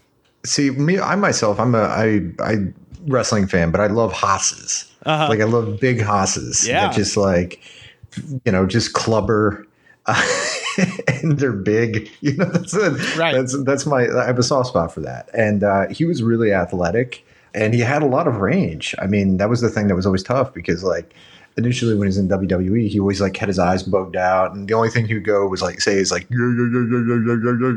that's right. all he said. But he was very funny. I mean, if you look on Twitter and you see all the photos and things like that, everybody said that he was an incredibly funny guy. And you look at him and you know that he was probably a little, just a super funny dude. One of the funniest photos I saw was that there's a photo of him and Sinbad. Yes. That just tickled me to the core. Yeah, he was apparently a big Sinbad fan. And he actually got a cameo of Sinbad to send to Big E for his birthday. Oh man, that rules. Yeah. And he always whenever he would say goodbye to people, he would always just be like, "Goodbye forever." Right. Yeah. He just had this very dry sense of humor. And his name, by the way, he visually looks a lot like Bruiser Brody, another famous wrestler who died, I think, at the same age, weirdly. But he actually did not get his name from Bruiser Brody. It's because he, without his beard, looks a lot like Jason Lee, whose character in all of the Kevin Smith movies is Brody. So that's actually why he's called Brody Lee. So, Hey, man. My Name is Earl references are always nice. The thing you'd sense from him is that the two jobs that he was most designed for in the world was either pro wrestler or second grade teacher. Right. Like, he had that look about him that he would be like, there's always like every once in a while at an elementary school, there's always like the gigantic elementary school teacher that teaches like first grade, second grade, who's like 6'8" for some reason. Yeah. Has sleeve tattoos and is like the most gentle, patient teacher for all the little kids. He's a big family man. I think one of the things that was really tough was that, and apparently it was a very sudden illness. Yeah. A lung issue that wasn't like COVID, but I don't know what it was, but he was in the hospital and it advanced very quickly. And it was sudden to us, but it was something that was like advanced quickly, but people that were in the know knew about it. But he was a really big family man, and being a dad, it kind of affects you a little bit when you see this sort of stuff of like people talking about how much of a family man he was, I listened to interviews with him, and he very much cared about his kids, and that was like the center of his life. Yeah. That's why he, was complacent, and when they were keeping him off TV, he didn't have a problem with it so much because he got to spend time with his kids and get paid. Right. Yeah. But he one of the funniest things is that he used to be I remember listening to like an interview with like a Chris Jericho's podcast with him. Yeah. And he used to be an elementary school librarian, which is just so funny to me. Yeah. Just like he just imagining him in just an awful sweater with the giant beard.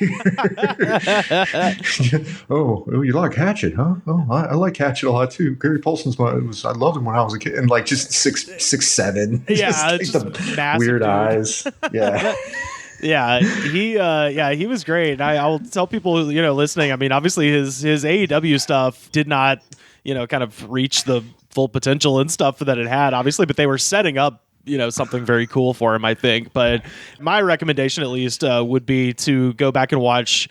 He was a part of a match that achieved something I didn't know was possible, which was to make a 3-way tag team match insanely good.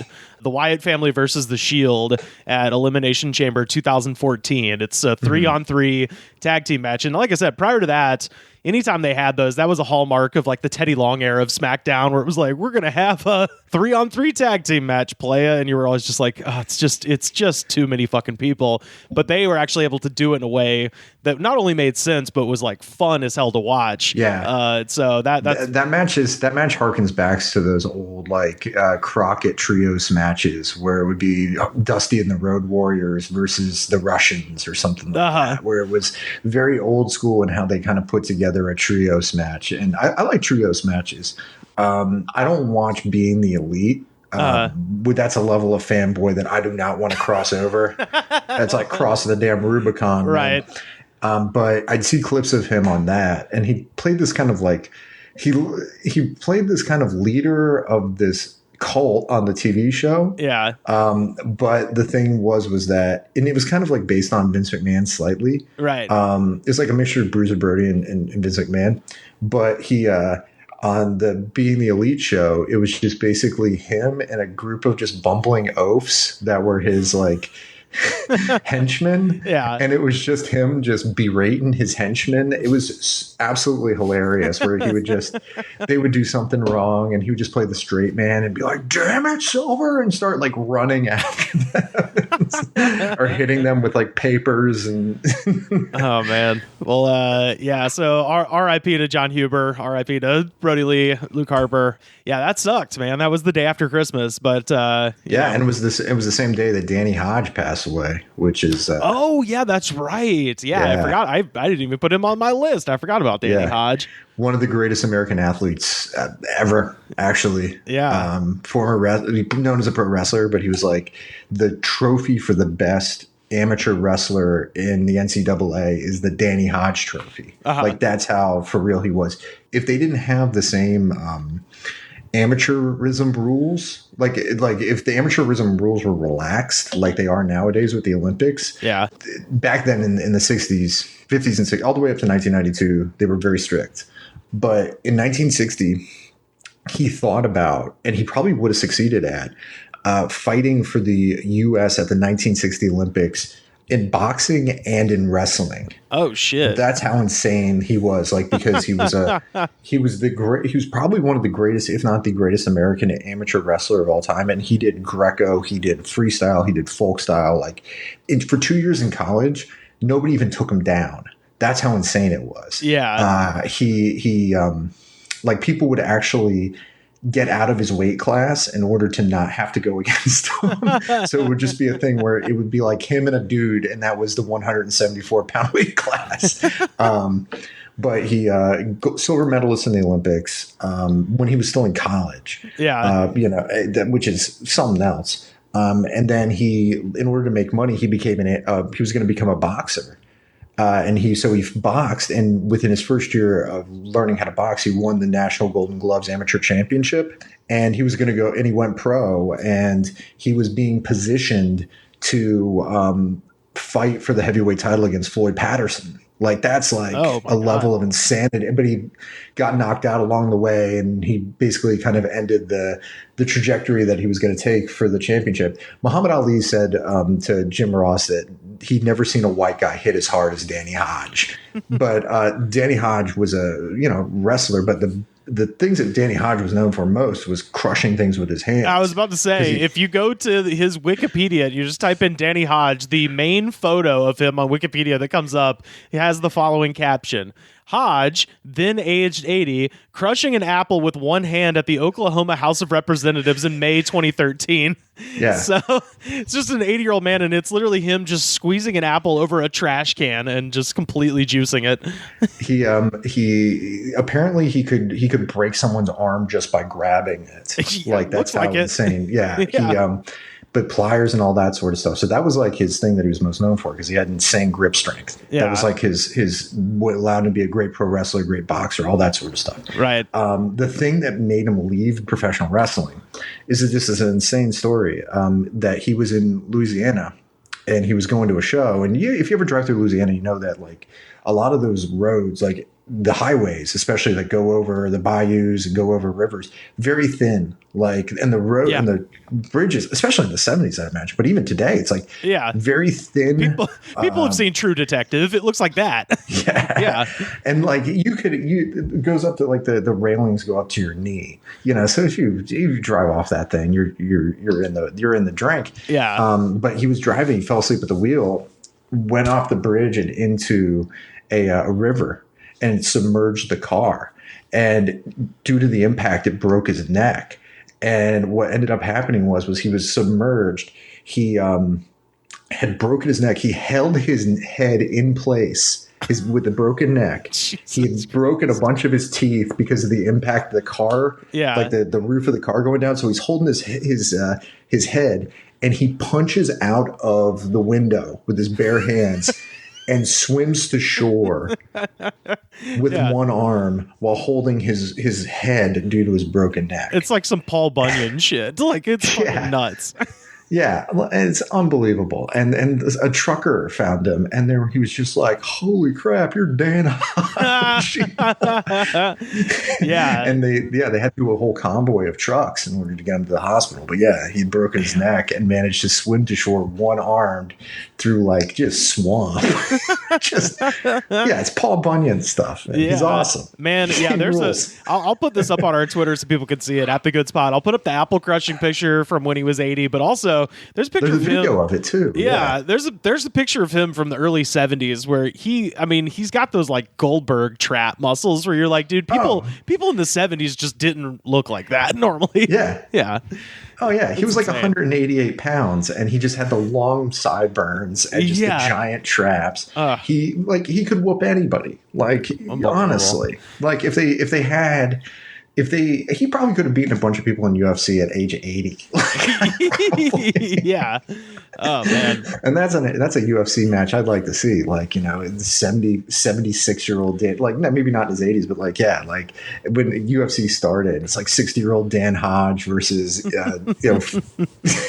Gracie. Like or what's his name? Harold Howard, the guy with the mullet. Oh yeah, that's right. Him, yeah. I want to see that match. I wanted to mention here Leslie West, the lead singer and lead guitar player of a band that I believe Mr. Goodnight once said they were a band that just sounded fat, and that is, of course, Mountain. And their kind of big song that everybody knows is, of course, Mississippi Queen.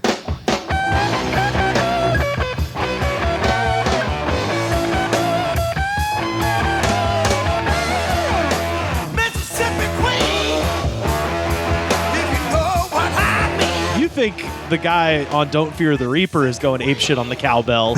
Wait till you hear Mississippi Queen. My God. There's no rhyme or reason to that cowbell. It's consistent. Just fucking going for it, man. Leslie West looked like Andre the Giant. He did. He's huge. Yeah, he was a huge man. Yeah. And he had the Andre the Giant hair. And a huge mouth. Like his mouth is it's like you were drawing. He looks like King Hippo with like a wig on. Yeah, he's like got like a cartoon mouth. His mouth is the mouth that they must have modeled the Rolling Stones lips on. Like it's It's just that like huge cartoonish mouth. But I fucking Mountain kicks ass. If y'all are listening, Mountain is one of my dad's favorite bands. I think they're America's dad's favorite band. Either, it's usually every dad has the story, and I've said this before on the show. Like every dad has the story where they go to. It's like, I went to Bachman Turner Overdrive, and it was the loudest concert that I've in the history of the state. But I would say but Mountain is just, it's loud and just. I mean, Goodnight's right. They sound a fat. Giant load. Yeah. Just a giant payload. Just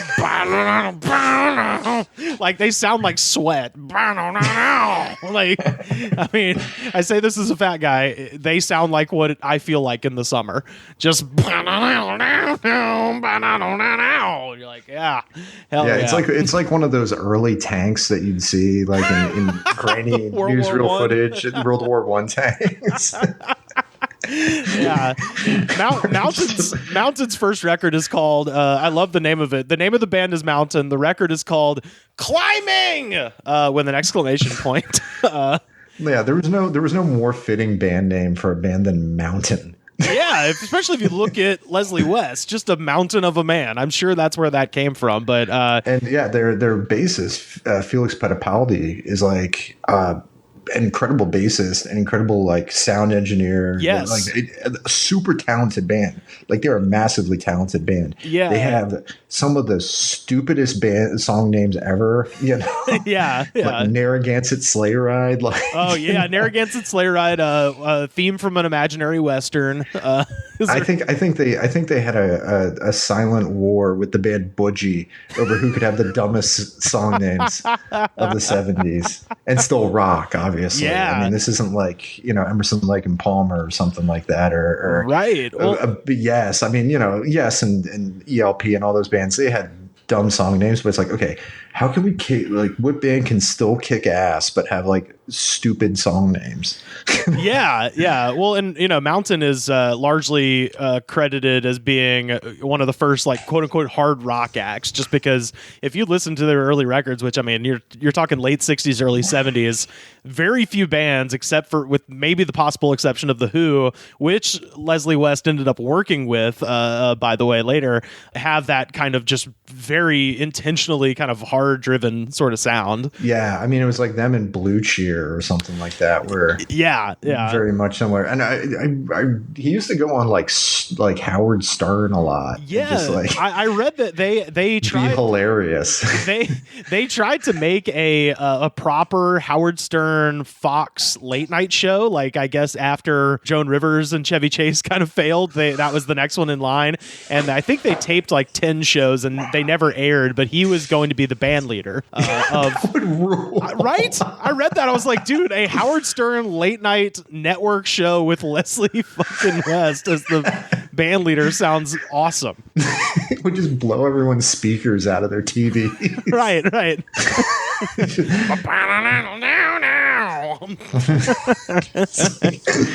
Just a guest coming on and it just like knocks every guest over with just like just a wall of amplifier.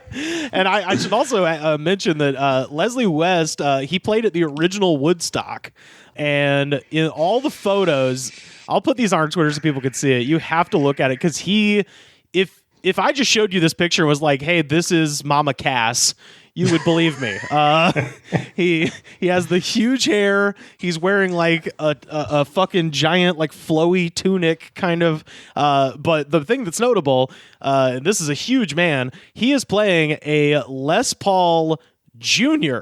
Like he's playing the tiniest little one pickup fucking guitar, and that is the sound of Mountain, is just one pickup, every single thing running through that one channel, and just like it's just got, that's what that heavy ass sound comes from. And I actually have the budget model SG Junior, which is similar guitar, but always like that about him. He plays the Junior. I'll get on the Twitter for the show and put on. There's a clip of them on Beat Club, the German music show Beat Club, where they would play live and extended. Like every band would play live and extended. Yeah. on Beat Club. They'd just be like, oh, do your thing. It wasn't like American Bandstand at Top of the Pops. They'd be like, play whatever song you want to play and just play it as long as you possibly do. We just want you to fill up airtime. Right. And it's them playing on Beat Club, and it is just insane because it's loud and it's just all the Leslie West stuff we're talking about. But then there's analog projections in the background. Oh, shit. Just spasm inducing, like the projections going on and these weird camera cuts. It's just, oh, dude, it's unbelievable. Man. And also people should check out, he was in a band before Mountain. He was in a psychedelic band called The Vagrants, and they do kind of a fun cover of Respect by Otis Redding, and not as good as Aretha's, obviously, but still pretty good. So yeah, I'd tell people to check out, download Climbing or listen to it on Spotify. And my favorite song on there besides Mississippi Queen is called Never in My Life, which also has the same guy going apeshit on the cowbell. So you got two good cowbell songs in one badass debut record. I wonder who is the cowbell guy on the if it's their drummer or if they actually brought in like the craziest guy on Long Island to Yeah, probably so. But yeah, that's Leslie West. And lastly, I think I mentioned this earlier, but I wanted to kind of go into it with you because I think you're one of the, definitely more so than Sam and Carter, one of the only people on the show who could really speak to this at length. And that is, I want to acknowledge the passing of Charlie Pride at the beginning of the month. Charlie Pride, probably one of my favorite voices in country music. Just fantastic. Just in music in general, my God, he has such a great voice. And he actually, he lived to 86, which is a good run, but did pass away of COVID. So between him and fucking John Prine, and I mean, COVID's taken a lot of good country music acts this year. Yeah, no, I mean, he was just an absolutely just buttery smooth voice, like just incredible voice, and very different than say like a George Jones. He could sing anything, right? I think that was kind of the thing with Charlie Pride and his voice that made him distinctive from a lot of his contemporaries, was that he had that kind of voice that I think could work in many different like genres, and be incredibly great. Like, if you had him singing a rocker, you'd have him singing a soul song, you'd have him singing a country song, you could have him singing something more classical. Right. He could definitely handle that because he had like there was a richness to his voice, but there was a great deal of skill. Like he had incredible vocal skill, and he was also apparently a incredibly good baseball player. That was the thing I wanted to mention. Was the most incredible thing to me about Charlie Pride is obviously he made his name in music, but he pitched for the Memphis Red Sox, which was in 1952, which was one of the Negro League teams, and then in '53 signed a contract with the farm team for the New York Yankees called the Boise Yankees. And he had an injury that kind of like he was a pitcher, and so he kind of lost his fastball during that season, but he still kind of went around baseball. Like playing baseball professionally was his dream, and it's the most incredible thing, and it should be inspiring to people out there. It's like when it became obvious that he wasn't going to be able to play anymore because his arm was fucked up, he went to his fallback position, his second thing he wanted to do, which was to become the first African-American megastar of country music. It was like, well, I'm not going to play baseball, so I'm going to go do this other incredible thing. Yeah, there was like at the root of country music, because of the transfer of different forms of music, there's a very strong African-American music tradition within country music. Oh, yeah. I mean, of people interacting with each other at rail yards and in other spaces, agricultural spaces, things like that. But country music and its development, and especially how it became solidified during the segregationist era, when it comes to touring circuits and things like that, I mean, that was an incredibly like courageous feat to basically pursue that like kind of trajectory, because at the beginning of his career, it's like as a black man, he couldn't go into a lot of the venues that were, kind of deigned for country artists. Right.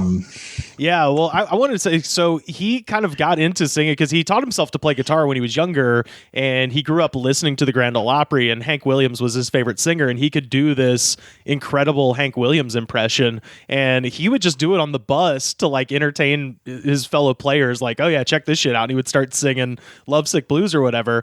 He went to Helena, Montana, and was working for, and this sounds like the most just depressing existence, he was playing baseball for the company team for a lead smelter.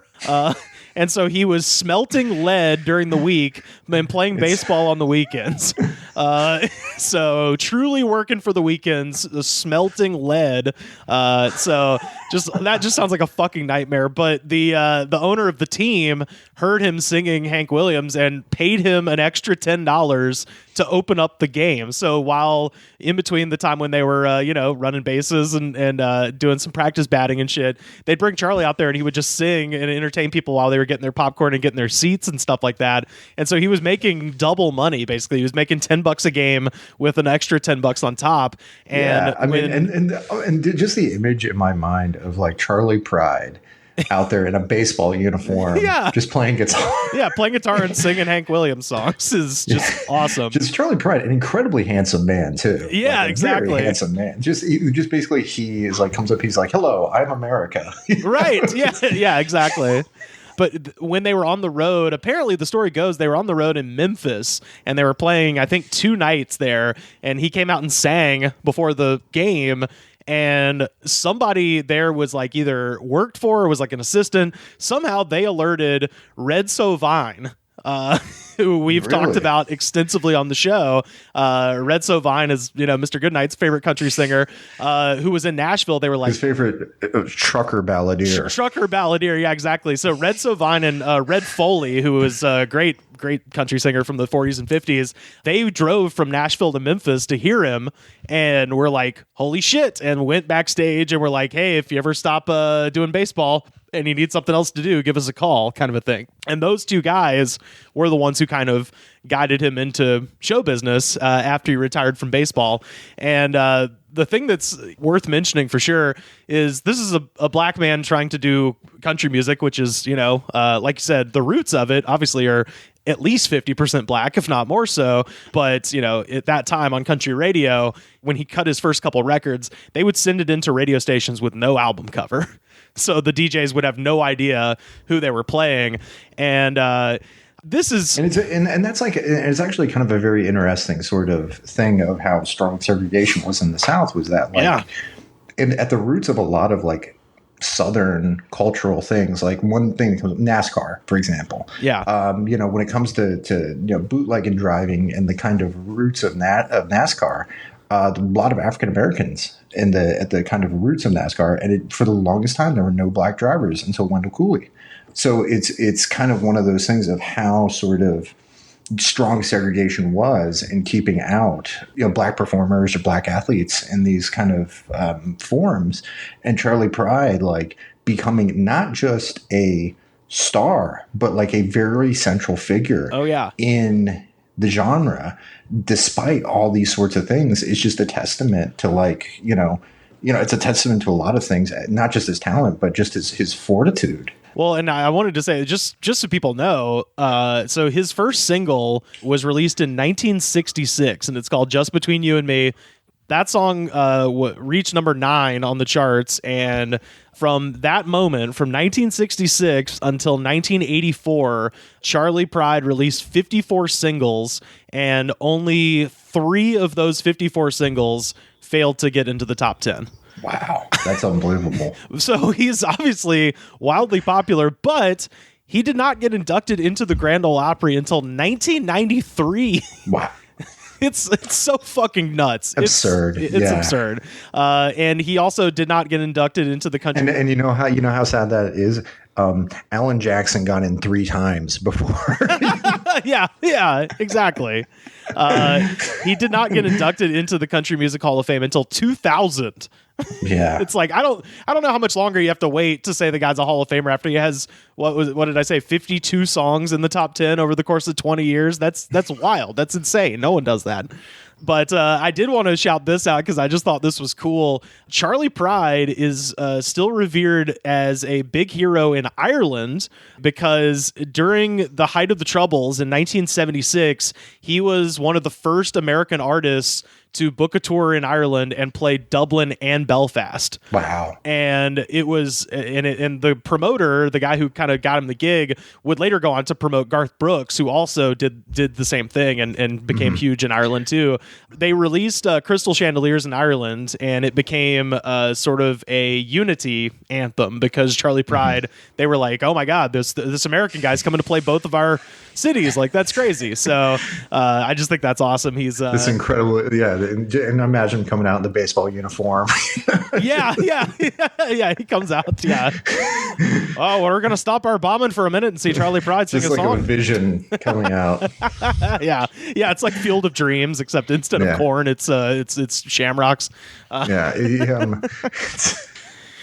One of my favorite, it's just very particular to me. One of my favorite Charlie Pride things is that whenever Ric Flair always would talk about Wahoo McDaniel, the wrestler, he would just be like, just hear about what Wahoo is. Wahoo McDaniel would go out and get completely drunk, and the next day he'd be a golfing foursome of him, Mickey Mantle, Charlie Pride, and Lisa Vino.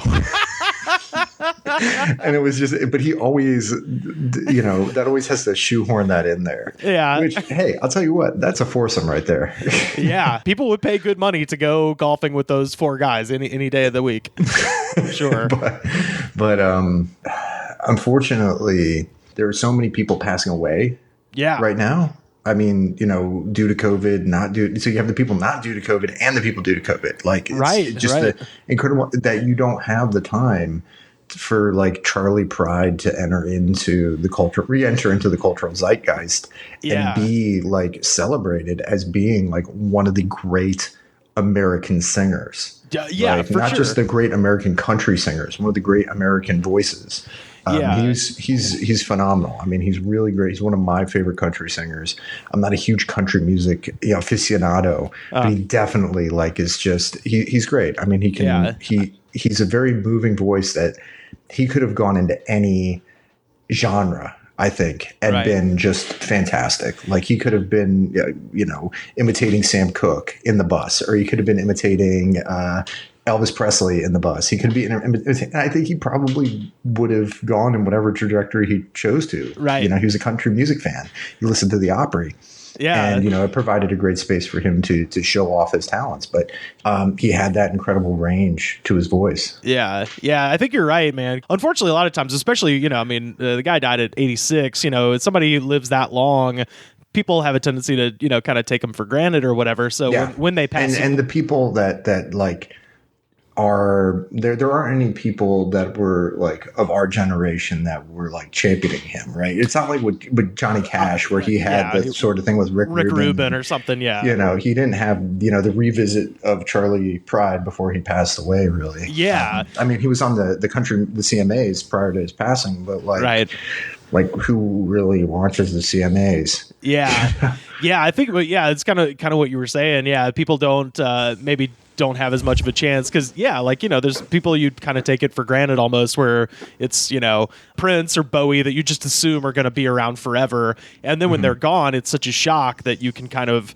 sit down and revisit their music and things like that. But with the whole pandemic thing, you're exactly right. It's there's just so much shit coming at you that I don't think people have a chance to really sit down. But I will tell people listening, if nothing else, go on YouTube and watch some Grand Ole Opry clips. There's a lot of them on there of him singing Is Anybody Going to San Antone, which is probably my favorite song of his. Kiss an Angel in the Morning, that's kind of his big hit. And I will make the argument that he does Apologies to Porter Wagner, Apologies to Tom Jones, Charlie Pride does the best version of Green Green Grass of Home. That's my personal favorite. And I'm a big Johnny Cash guy too, and I know he does that song, but his version is unbelievable. And he's also a man who thinks along the same lines as me. He also has a hit song called Burgers and Fries. It's just tremendous. You know what? I would recommend, if you have the time and you just want to just veg, go in your car, put on Charlie Pride, and go take a drive. Find a dirt road. Not even a dirt road, just a road where there isn't a lot of people. Yeah, where you can actually not be stop and go. Right. So you can actually kind of meditate on it. It's just the best. So people should check out Charlie Pride. I'll post a couple of his videos on our Twitter so people can appreciate he's fantastic, man. He's great. He's absolutely great. It's been a weird week. Been a weird month. It really has. I did forget. So I did see something that I wanted to share. Oh yeah. I want somebody to purchase this and take it on the Antiques Roadshow because I want to know the story behind it. I was searching on one of those kind of consignment websites that have designer clothes, because I'm looking for a Coogee sweater, and I found a mink XXL tall Allen Iverson jersey. What? On the real. Yeah. Holy shit. It's the most amazing thing I've ever seen. Because on one side, I'm just I can't believe that minks died for this. Yeah. Animals' lives ceased to make this thing. But on the other side, I'm just in awe because it's the most unbelievable thing you've ever seen. Because it looks like the Sixers jerseys that you would see, these are the mid 90s Sixers jerseys. So maybe first, second year Allen Iverson ones, the ones that are royal blue and bright red. Yeah. It's unbelievable. And it looks like it was made by a kid, how a kid would maybe make a jersey out of a t-shirt and some felt. It only says Phila on it. It doesn't say Philadelphia, but you flip it over, it's got the Iverson with the 3. Oh, it is the damnedest thing I've ever seen in my entire life. And I want somebody to buy it. It is $1,200, which I think is probably pretty good for fur. I don't know anything. And if you're willing to risk getting paint thrown on you, wear that thing. Wear it to church, wear it to the grocery store. You wouldn't need another piece of clothing ever because you would have the greatest piece of clothing I've ever seen. Rivers, I sent you photos of this thing, and I just texted them to you. Holy shit. Oh my God. It's unbelievable because it's not only just the image of this fur Allen Iverson jersey that looks incredibly bootleg. Yeah. But it's made of mink. So it's luxury. Right. But just in the most kind of perverse and ill carried out way. But it loops back around. It's like a horseshoe. It's on a headless mannequin. Yeah. Wearing slacks. Wearing slacks with a flare. So it's wearing what appears to be gray or olive green slacks with no shoes. God. It's beautiful. It's beautiful. That's incredible. Holy shit. I want this thing. I want it. I'll never wear it. I just want to put it on a mannequin with olive green slacks. That's what I want. I want this whole setup. I'm going to write just the perfect tweet to just encapsulate this thing. I haven't put this on Twitter because I haven't constructed the right infrastructure, right? I have to build a Uffizi to put the artwork in, right? And I don't know if I'm capable of doing this because this thing is too perfect. But you will get you listen to the episode, you get the preview, right? Yeah. Of a tweet that will probably underperform with the materials given to me. I wanted to share this with you because I'm at the moment hanging out at my folks' house, and there is a box of books that I found that I just kind of stashed away here, and right on top was one of my favorite books from when I was a kid. And, on the Steph Tolive episode that we did a few years ago, we talked about 13 Alabama Ghosts and Jeffrey, which is the book of ghost stories by Catherine Tucker Wyndham that appears to be just, as you said, things to frighten Alabamians out of going to college because all of the ghosts are at dorms and main buildings and things around the state. But I found my other favorite book, which is along the same lines, which is by Jack and Olivia Solomon. And the book is called Ghosts and Goosebumps, Ghost Stories, Tall Tales, and Superstitions from Alabama. And you can still buy this book. It's like $25 online, and it is fucking hilarious, if for no other reason that the entire second half of the book is just a list of superstitions. And all of them are completely incomprehensible and hilarious. So I just wanted to read I'll read 3 and just get your take. If you major in comparative literature at University of Alabama, leave the state. We don't want you. That's a superstition. That's how you get the curse off. You just leave the state. So this first one here, when receiving a gift of a knife or scissors, the receiver should give a piece of money in return. If you do not, it will cut your friendship in two. So like a whole coin, or like the coin cut in half by the scissors? I think they're saying don't accept a knife as a gift. So, when Ron Popeil offers a free, paring knife as a gift, don't take it, because you will then not be able to be friends with Ron Popeil. But they say a piece of money. Is it like a whole money, or like half a coin, like a bit? Or I think it just says any money, because they're saying don't take it for free. Don't take a knife as a gift. Basically, just give them a penny, give them something, because otherwise it'll cut your friendship in half. Or scissors. Okay, yeah. Here's one.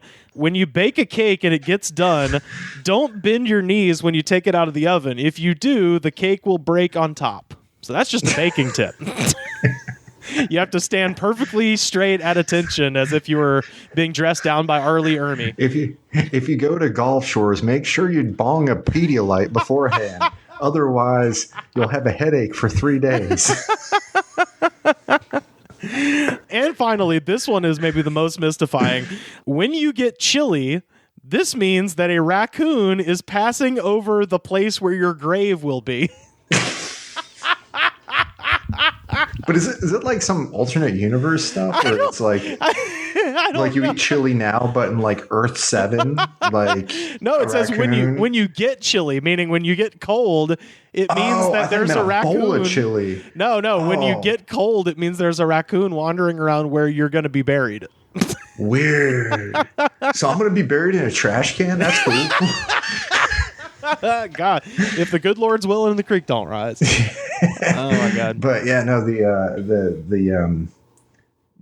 and there's like multiple pages of these. It's like the second half of the book. It's amazing. This book is just full of good shit. I hope people enjoyed this, because I'm gonna be reading out of this book for a while. Oh, there's tons of material in there, and they're all going to be as unhinged as possible. Well, Pat, this has been fun as always. Please tell people where they can find you online. They don't have to. Just as the old Alabama superstition would say, go on iTunes and give this podcast 5 stars. There we go. Because if you don't, buzzards are gonna just unleash on your car. There was one about a buzzard where it was like, if you see a buzzard shadow but not the buzzard, you will be disappointed. It's the best book. Yeah, because you don't get to see a buzzard. Yeah, I wanted to see that buzzard. This is a joke. Yeah. I love buzzards. They're the mascots of all my favorite classic rock stations. Oh man, well, they're special animals. Oh man, well, this has been fun, man. We'll talk again. I'll call you next week. We'll do this again. Yeah, we'll do it next week, and hit me up with a jam of the week or jam of the day. I will. I want to partake. Okay, yeah, we'll do one with you next week. All right, bye everybody. Peace.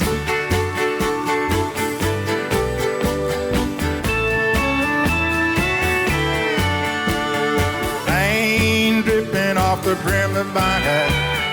Sure is cold today. Here I am walking down 66. Wish she hadn't done me that way. Sleeping under a table in a roadside park. A man could wake up dead, but it sure seemed warmer than it did sleeping in our king-size bed. Is anybody going to San Antonio or Phoenix, Arizona? Any place is alright as long as I can forget I've ever known her. Any place is alright as long as I can forget I've ever known her.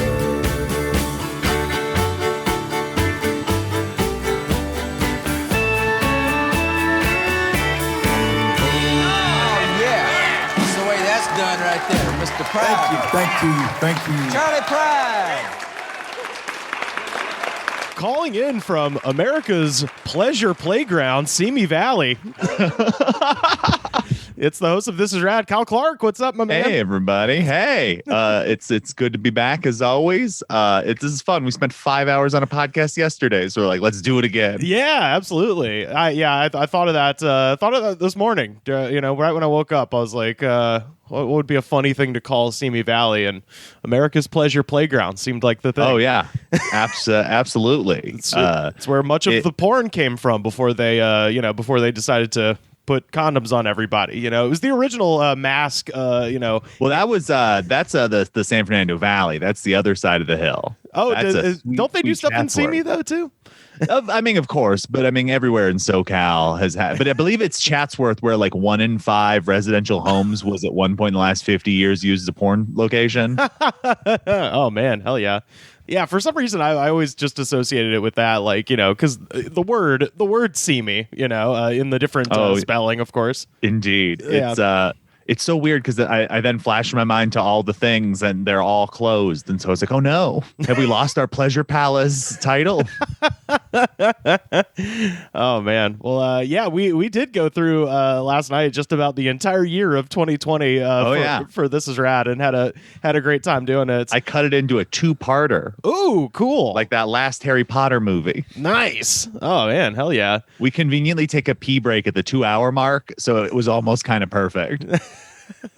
That's been the thing with running a long show as of late, is we've had to start road trip style planning in pee breaks. I was going to ask you this because, I just a little behind the curtain for people. I keep an eye on certain cities' police blotters because those tend to be the epicenters of weirdness. And of course, those would be Tampa, Florida and Cleveland, Ohio. Those are the two that I have that I've got kind of alerts set up for. And ever since the pandemic, of course, Huntington Beach is constantly fucking up and doing crazy shit. Oh God, yes. My lady friend who is an OC gal, and I discuss regularly that it's just like, man, HB turns dark when things go bad. Oh man, it's bizarre. Carter and I have a guy that we work with, used to work with. We don't know if we have jobs anymore, but one of our once and future perhaps coworkers is an Orange County guy and also aspiring DJ, and is constantly posting things from bars where he's just no mask, just in the bar, just being like, Orange County ain't locked down. And I'm like, you're gonna die. Yeah. So how many pairs of sunglasses is he wearing on the back of his head in that photo? The sad part is he's like in his late 40s. It's like, it's not gonna. Oh, but that's a very Orange County thing. Like the rock and roll 40-year-old, like Mike Ness of Social Distortion really paved the way for a whole bunch of people who then don't really act like Mike Ness, but are like, I know it. And this is all coming from a guy with a Social Distortion tattoo, so I can say such things. Right. But like, I always think of when I was working at a school, one of the parents of a kid was a real, like, trying to be a rock and roll dad. And the thing that always stuck out to me the most is I was at an event. I believe it was some sort of like kindergarten graduation or something like that. And the thing I noticed most is it looked like he was wearing a pair of Chuck Taylors, which is, of course, one of the requisite punk rock shoes. But when upon closer inspection, I realized they were Crocs designed to look like Chuck Taylors for rock and roll dads. Whoa, what? Yeah. Oh my God, man. And to me, that's a very like Huntington Beach dad item. Is it bad that I think I've lived in California too long where I'm like, I don't know, man, I'd wear that. Don't give in, man. Don't give in. I've watched people cross over that. You know what I found recently that was strange was they had these Converse. They're like the Converse 2, the high tops, I think.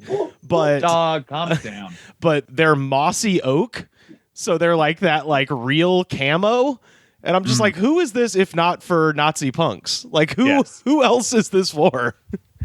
That's a favorite game of mine when you look at something and go, who did they have this planned for versus who is it actually for? And do they know? Yeah, because with Converse, it's like, I mean, it's, it's a lot of punk rock skateboard type people, but then those people are not also mossy oak camo guys.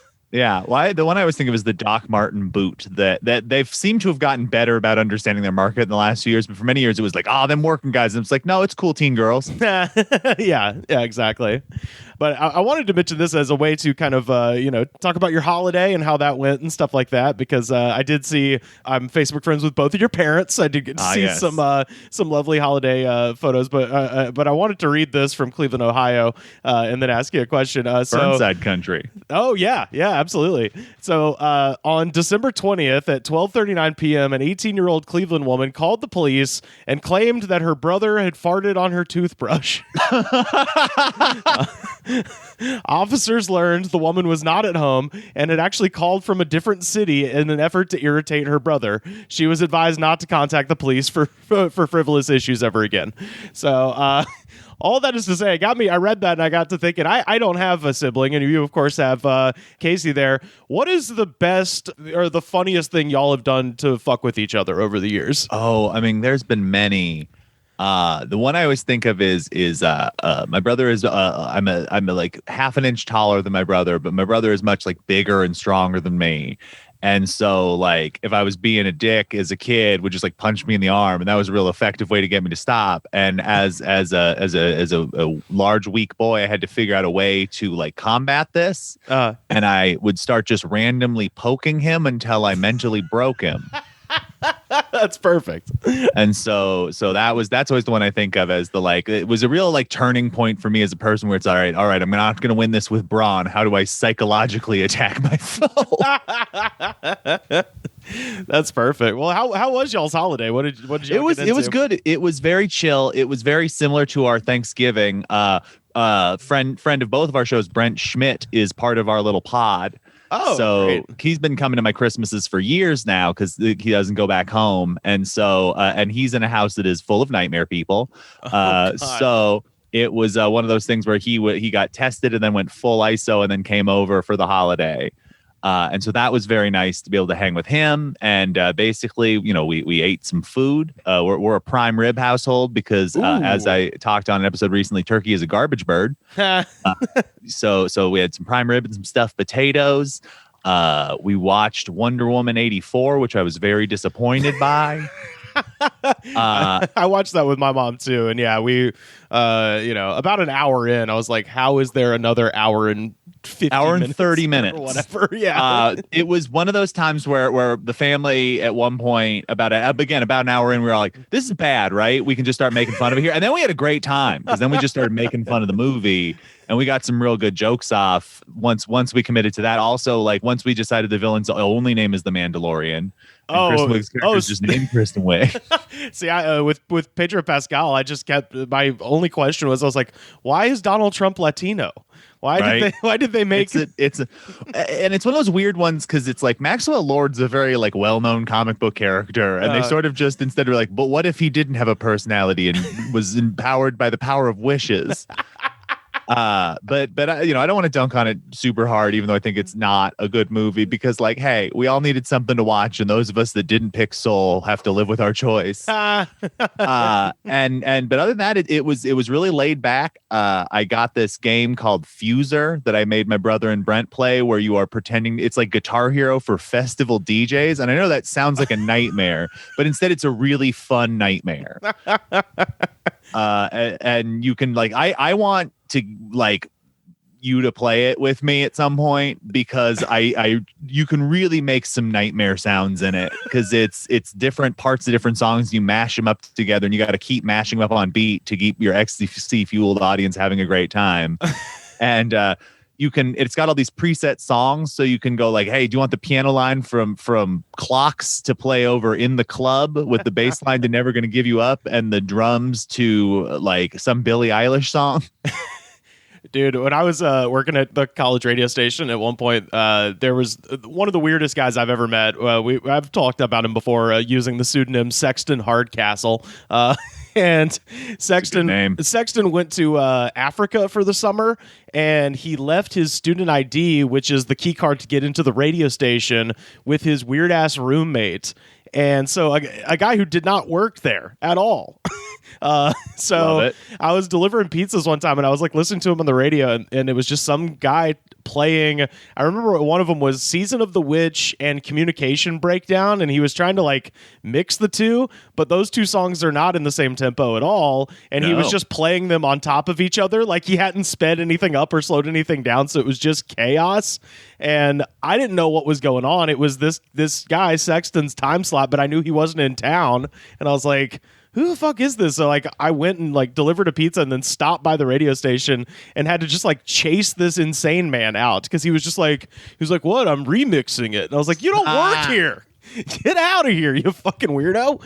So it was funny because it mostly reminded me like that it's, we're of an age where we were both in college in the age of girl talk, a thing that at the time we're like, this is dumb. And looking back on it going like, actually, that was pretty good. It also makes me think of us and the Mean Boys did the Good, the Mad, and the Rad and the Mean as a charity show. And we, at the beginning of the show, played all three theme songs at the same time. And like that nightmare cluster is a thing I think about pretty regularly, because like our shows are not the same length. They are totally different and stuff. So it was a sample Death Grip song, your guys' like radio drop, and our surf guitar song all just merged together into one festive nightmare. Yeah. Well, my favorite memory of that show will always be the fog machine, and how we pretty much the audience couldn't see us for the better part of the first like 5 minutes of the show, because there was so much fog. Machine has two functions: off, and this is fucking awesome. Off and Ween. Yes. That's my favorite thing about seeing Ween. We actually saw Ween together in 2016, and that's one of my favorite things is that Gene Ween has access to a pedal next to his microphone that controls the fog machine, and so that's the dream. They just fill the stage like it's ridiculous. How long have you been in Alabama now? I got here the 19th of November, so right before Thanksgiving. Oh, okay, right on. I've been down here over a month, and it's been. How's it been? It's been pretty good, actually. I don't know. I'm still obviously doing the podcast and stuff, just from the computer room, classic spot in mom and dad's house. I've been relegated to the computer room.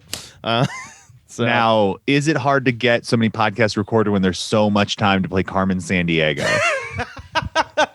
Dude, we used to have an Apple II, and I did play Carmen Sandiego in our I played house. it on a pre-Windows 95 Windows machine, and had no idea what was happening. I was just marveled that there was little characters running around and maps were cool. Oh man, yeah, we had the literally physically floppy disk, like an actual fucking floppy disk, and with that an Oregon Trail, like the original one, in our computer room, and I believe Math Blaster. We gotta have Math Blaster. Any Z-Bug? Yeah, absolutely. The launch one was the one that I was best at. We had because we had all Apple IIs in our like elementary school computer lab. Like they had kind of like just slowly inherited Apple IIs, and so I do have this weird affinity for a specific generation of like green screened like learning games. Oh yeah, those are the best, especially when you get to like elementary school and they still have those everywhere for some reason. Speaking of games, I was going to share this with you because I thought this was pretty funny. You mentioned you played you were playing video games on Christmas night, but this is actually a thing they are selling on Amazon that I just saw. It is the Monopoly Longest Game Ever edition. I mean, isn't that every game of Monopoly? Yeah, so even on the box, it said, I think the tagline on the box is like, so you thought you never finished a game before. Whoa. Like, they're literally daring you to play this long fucking game of Monopoly. So this is from the Amazon page. This is the description. They have a little bulleted list. Keep on playing. think the original Monopoly game takes forever to play? It's got nothing on this edition of Monopoly. Longest Monopoly game ever. So the next bullet, longer gameplay. Even bankruptcy won't get a player out of this Monopoly game. The game. Is this the ring tape transformed into Monopoly? Like, is this like you look in your car rearview mirror and the shoe is there? And then the race car T-bones you? Yeah. Oh my God. Like, we could make a Blumhouse movie called Longest Monopoly Ever. Oh man, yeah. You have to fight the big pewter dog. Oh yeah. And ultimately you learn that it's like the thimble has been trying to destroy your life since the day you were born. Because it was the least popular. It was like, no one liked me, so now I must destroy the world. Do you mess with a board game? Occasionally. It has to be the right type of thing. I love the idea of being a guy who plays board games. And I found a few I liked. Like a few years ago, I got hipped to a couple of things from people. The only ones I've really taken to, but my girlfriend and I are habitual Uno players. And the copy of Uno we have is the 2016 female Ghostbusters reboot Uno, which just is kind of fun. Okay. It keeps that movie close to my heart. But the two that we found is one's called Resistance, and it's just all about how much you can lie to people. And so that's a real fun one. It is probably the best comedian game because you just really realize that all your friends are sociopaths. And then this other one called Guillotine that I was going to recommend to you, where you are the executioner in the French Revolution. Okay. And you and the other competitors are all rival executioners, and you have to kill the most upper class people to get the most points. And the fancier they are, the more points they're worth. Holy shit, that sounds hilarious. Oh, it's a beautiful thing. Like it's literally just a festive rich people killing simulator. And I was like, well, this will get my American dollars. Oh man, we had our buddy Grant Lyon, who's a really funny comedian based out of Very LA, funny man. And he also has a board game now that he just got released. It's in really? It's in stores. It's called Curmudgeon. And whenever we can all be in a similar space, I desperately want to play this game because it's the game of insults. It's like a kind of a roast game, essentially. That's brilliant. But it's done in a way where you can play it as gentle or as harsh as you want to. Kind of a thing, and I desperately want to get you, me, Rick Wood, Keith, oh my God, Tom, this sounds amazing. Get the fucking crew together and play this because I think it will be the funniest night of the year. Actually very recently picked up a freelance gig that I was doing for a week or two where I was writing copy for a board game pitch somebody was doing, and it was weird as a writer to go oh, there's other weird things that need words written for them that are humorous. And so it was because it's kind of this sort of similar to Curmudgeon where it's kind of a dark premise for the game. And so it was interesting because in my mind board games just happen. So it was weird to watch people go hey, here's what we have, here's kind of the basic thing, here's what we need from you, and go oh my God, board games get made by people. Right. Yeah. Well, and by the way, this is the rest of the description on that Monopoly game, by the way. The game does not end until someone owns every single property, and there are 3 versions of each in this board game. Oh my God. So it's a bigger board even. Yeah, extra long. This is diabolical. Extra long game board. Believe us when we say it's long. It has 66 properties, and there's only 1 die. No doubles. What? That's awful. That means they thought about that and they were like, this might speed the game up. We got to lock this down. It says, so sit back and get ready for a long time to get around the board. And then it says, fun family game. Gather friends and family to play. The Monopoly board game. It ends when a player owns 16 streets, 4 railroads, 2 utilities, and every property. I mean, the dark commentary on that's kind of fun. Until we have a total monopoly on all things, the game must not end. That is our end game. You know what would be a fun episode one day is we just all go through and find the most insane Monopoly ripoffs or Monopoly tie-in games. Oh, yeah. Every college football team has one. Yeah, I've got Auburnopoly around here somewhere. I believe there is one that is just types of birds. And the idea that you just need to own all of the birds feels like a game that I would like to play. I definitely had Star Wars Monopoly on CD-ROM at one point. It was a computer game in the late 90s. And it was cool because you could play as Boba Fett. God, I wonder how many versions of Star Wars Monopoly there are. Oh Christ! At this point, I bet they put a new one out for every movie, every property, everything they've got. Like, yeah, I always wonder, like, is it like, because I sometimes wonder, like, is there people who like collect Monopoly ripoffs? Like, that is like because that's a viable thing to collect. Like, and really chase down weird ones. He's like, I got Operation Desert Storm Monopoly. This cost me $400. God, Desert Storm's been my new reference point. I think I just updated from Nam. Yeah.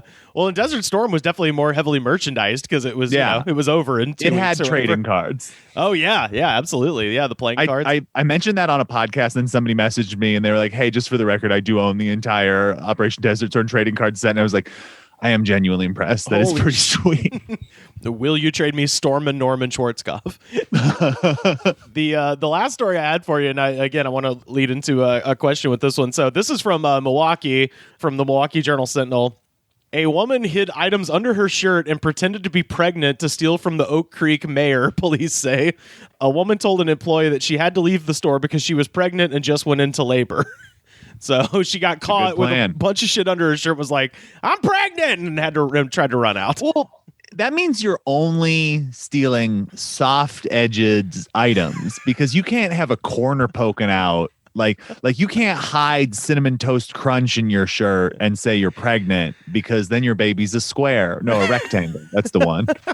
Oh, but you know she did. You know it was just gnarly. Oh, yeah, and that's all I can imagine is it's just like this lumpy, angular nightmare. And it's just like, you're not giving birth to a transformer. So give us the loot. Yeah, I'm gonna name my baby Angles. You hear that? I'm pregnant. It's coming out right now. Like, well, actually, it's Milwaukee, so it would be more like, hey, you don't tell me if I'm having a kid. You know, my kid is gonna look like what my kid's gonna look like. All right, you're judging my child just because it looks like a bunch of triangles. What is a Oakville mayor? Because I thought that meant they were stealing from an actual, like, the mayor of the town. No, it's a department store. It's Meijer. I had to look that up. It's it's like a Macy's. It's like Mjolnir. Yeah, Mjolnir. Mjolnir Marcus. Yeah. Well, and I wanted to ask you this, and this is obviously not with you involved, but have you seen any funny crimes take place like this? I've definitely been impressed at how sloppy some people stealing things are. Yes. The one I always think of is in my younger rapscallion days, there was a guy adjacent to the group of people I was hanging out with, and I think most people in the story are dead, so it works out, who was so good at stealing. Like, just like not only like had a solid bat, but literally like you sometimes you just watch it and just go like, my God, that man can steal. Yeah. And he was real drunk one night, and we're all sitting around, and I'm just like, look, man, I'm terrified of you, but also like, how do you do this? You've made a thing that is wrong make me impressed just because like you bring such expert skill to it. And he just like was smoking a cigarette, kind of drunk, and like looked at me and like all of a sudden took out this air of mystique. He's like, do you want to know the truth? And I was like, I mean, ideally. And he's like, I'll walk into the store and I pretend I'm invisible. And he's like, and they never catch the invisible man. And it's weird because that's insane, but also it kind of worked. So for a second, you're just like, does he turn invisible? Like, is this a thing? Like, it's a real testament to, I guess, like, it's a real like Carlos Castaneda, like, create in your mind the reality you choose to exist in. But I just anytime I hear about like theft gone wrong, I just always think back to that guy and just he just started stealing. Like he got into a thing where it was just like, how hard is it going to be to steal? Because that's it. Like the big one I was thinking of is he got one of those giant containers of cheese balls. Holy shit. That are like big and oddly shaped and shit. Yeah. And like, and he didn't need cheese balls. He's not Robin Hood and shit. That was just somebody going like, I wonder if I can do it. And he could. So like I that's always like funny in my mind, but not in the correct way. Oh my God, dude, that's so fucking good. It's weird that you mentioned that because I think I've told this on the show before, and I don't care. It's one of the more baffling just things. Isn't it funny how you and I are able to buy that? Like by acknowledging that we've told the story for, like we can go ahead and tell the story. Like that's my favorite move in all of podcasting. Well, it's a thing that I always. It's not like it's some random thing I think about. I thought about once and shared on a podcast. I think about this all the time, and it's so similar to what you're talking about, which is. There was a kid, his name was Derek. My buddy could not remember Derek for the life of him, so he just called him Daryl Kid, and it kind of stuck. And Daryl Kid, same thing, was just brazen in his theft, and would just, you could just tell him, he'd be like, all right, man, I'm going to Kroger. What, you guys want something? And we come to find out that his method, not unlike this lady, was he would put everything under his shirt and he would grab his stomach and he would go, oh, I got shot. And then wander out of the store holding his belly. Holy shit. And would always get away with it.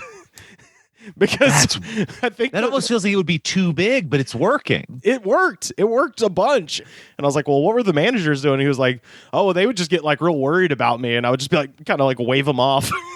Getting shot is the weirdest thing because he could say cramp, he could say like having stomach issues, but like shot implies that someone else had a gun and blood should be involved. Like that's the real boldness there. So the manager at the very least is like, well, this very dumb man is having stomach pains and thinks that a ghost shot him. The coda to that is years later. I'm talking probably 10 years after this. I hadn't seen this guy in forever. Did he get actually shot? That would be tragic and ironic, like a Tales from the Crypt. No, my car broke down and the tow truck guy came and, you're riding in the cab with the tow truck guy and I'm looking at him. I'm like, that's fucking Daryl Kid. And he didn't recognize me, but I recognized him. I was like, what a perfect name too. Just Daryl Kid. Yeah. Like just the right amount of like slight gibberish. Right. That like is up because those guys always have nicknames. Every like again, from my Rapscallion days, I feel like every one of the guys who was like one of those guys did not have a real name that I ever learned. There are people from that crew who I just look back and go like, oh no, I have no idea how I would be able to like get a hold or bring them up in anything because I only know them as like, Fog Skag or like Penny Girl, like, or like sometimes it'd just be a different name. Like it'd be a guy named Andy, but they call him like Mike. And you're just like, how did that happen? And they're just like, oh man, you should have been there. Oh man, the night he got to be Mike, crazy nights. Like, that was like, there was a guy who I was like, oh yeah, Mike. And they're like, yeah, that's not his real name. I'm like, why? Why did you give him just a regular person nickname? Like, that's not how nicknames work. Shouldn't you call him like Fun Boy? Fun Boy's a fun name. Do we want to call him that? Mike the Fun Boy, who is also named Steve. The best nickname though is Fat Blank. I knew several. Yeah. There was a Fat Steve. There was a Fat Mike. There was a Fat like that was the. It's because it just like because Fat Steve didn't end up being all that fat over the course of his life, but he got the nickname during the fat days. Yeah, and so like, years later, you just like you'd hear about Fat Steve, and you just imagine this like corpus blob man, and then it's just kind of a slightly out of shape chill dude who sells drugs, and you're just like, oh. Fat Steve, I guess. Oh, you just were at one point hanging out with a skinnier Steve. Yes. That's how that happened. Yeah. Well, that was like at the gas station down the street when I was younger. There was, I think, pretty much everybody that worked there except the owner would sell you either beer or cigarettes or both. Oh, yeah. Well, we had that guy. And there were two cigarette guys, and then there was one anything goes guy.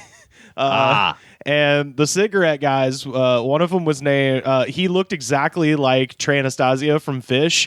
And so that was Trey. If Trey was working at Conoco, you were all go for tobacco. And then there was Fat Trey, who was another guy who looked like Trey Anastasia, but was fat.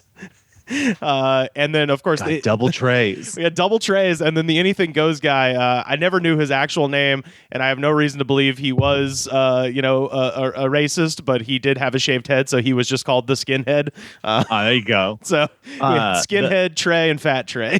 Ours, there was a like one liquor store in town that like everybody knew was like the one you hit. And it was funny because occasionally you'd go there and you'd see others of your friends walking out with booze to go to different parties.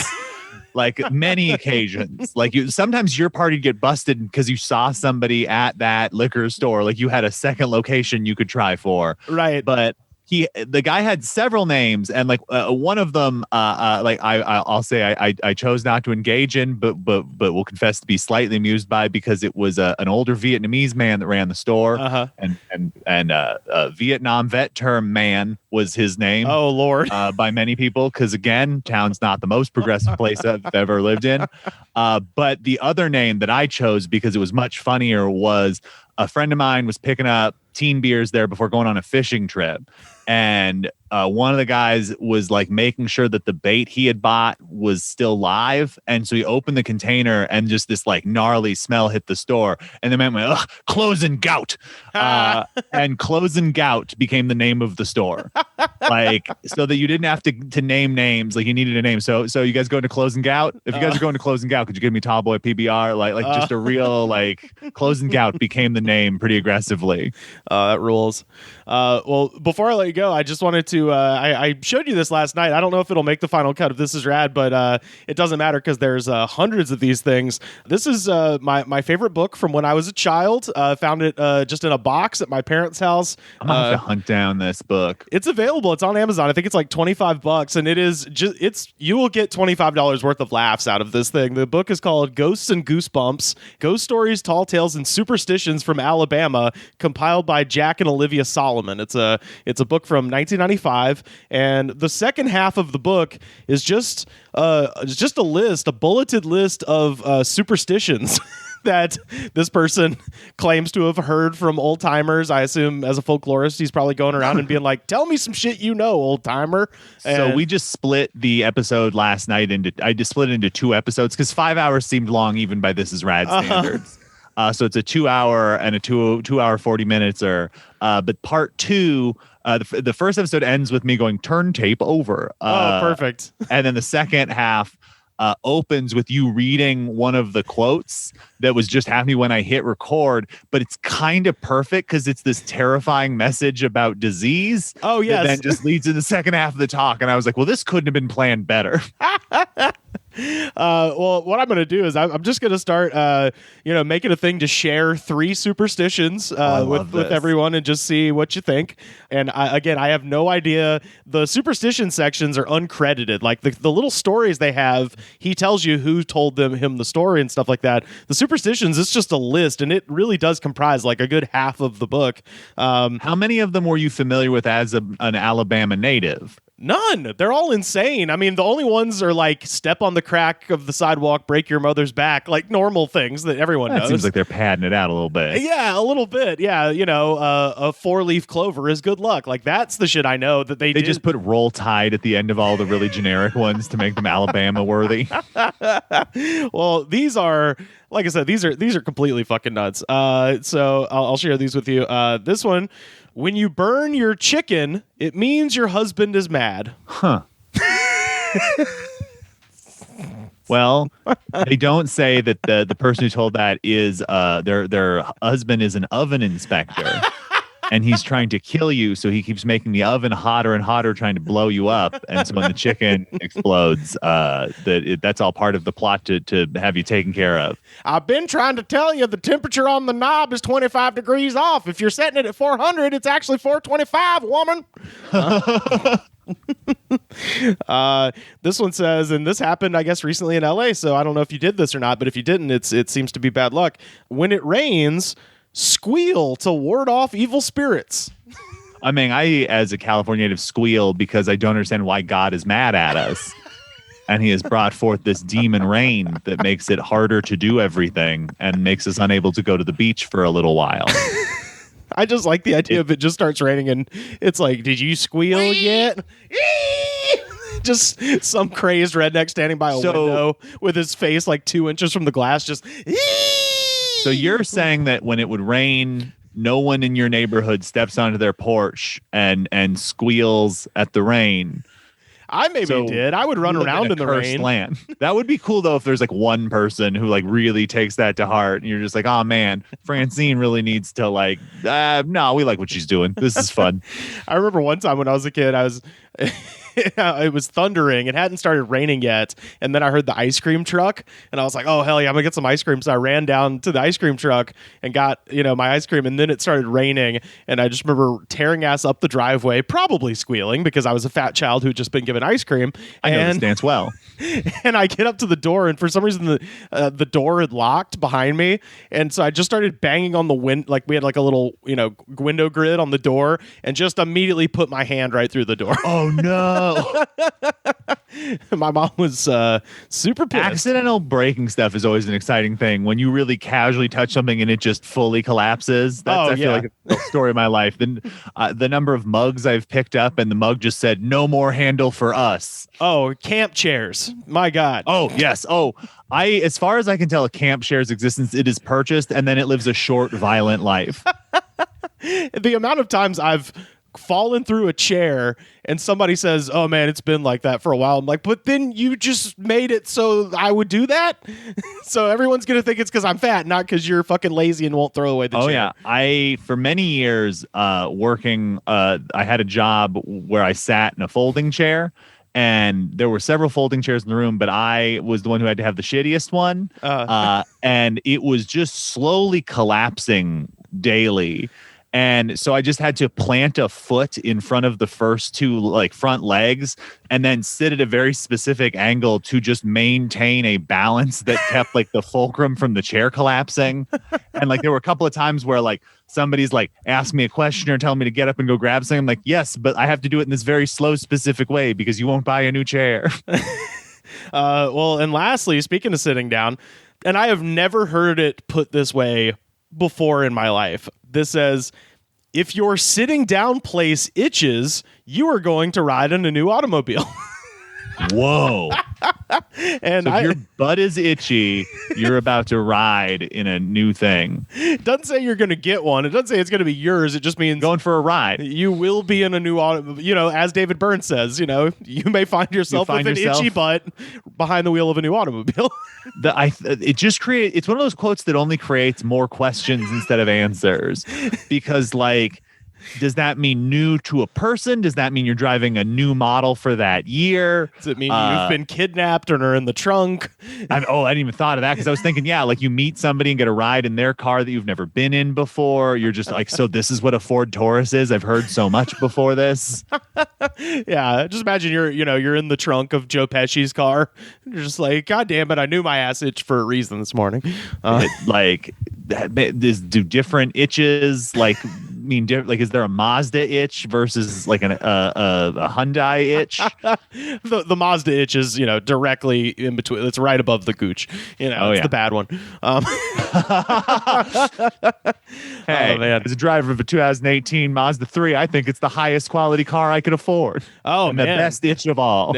Yeah. You want it in the center there. That's where you can find it. You're not going to go have to search around an itchy cheek finding solace. Well, no, if you get the Mazda itch, it means your current car is going to be wrecked and you're going to have a Mazda rental car for a while. Well, I mean, it's fun you say that because my current car is both a former rental car and the result of a wreck of a different Mazda. Oh, no shit. I am all about buying old or released rental cars. And I had bought a new car a few years ago, and about 7 months into owning the car, got the entire back rammed by a guy who, instead of stopping in traffic, decided to hit me doing 50 miles an hour. Fuck. And what was nice, though, is the way I got it set up. I literally bought the exact same car, but 2 years newer for about the same prices I had done before. And so it was one of those fun adventures where sometimes I forget that horrible accident happened because the car I have now is very similar. Oh, man.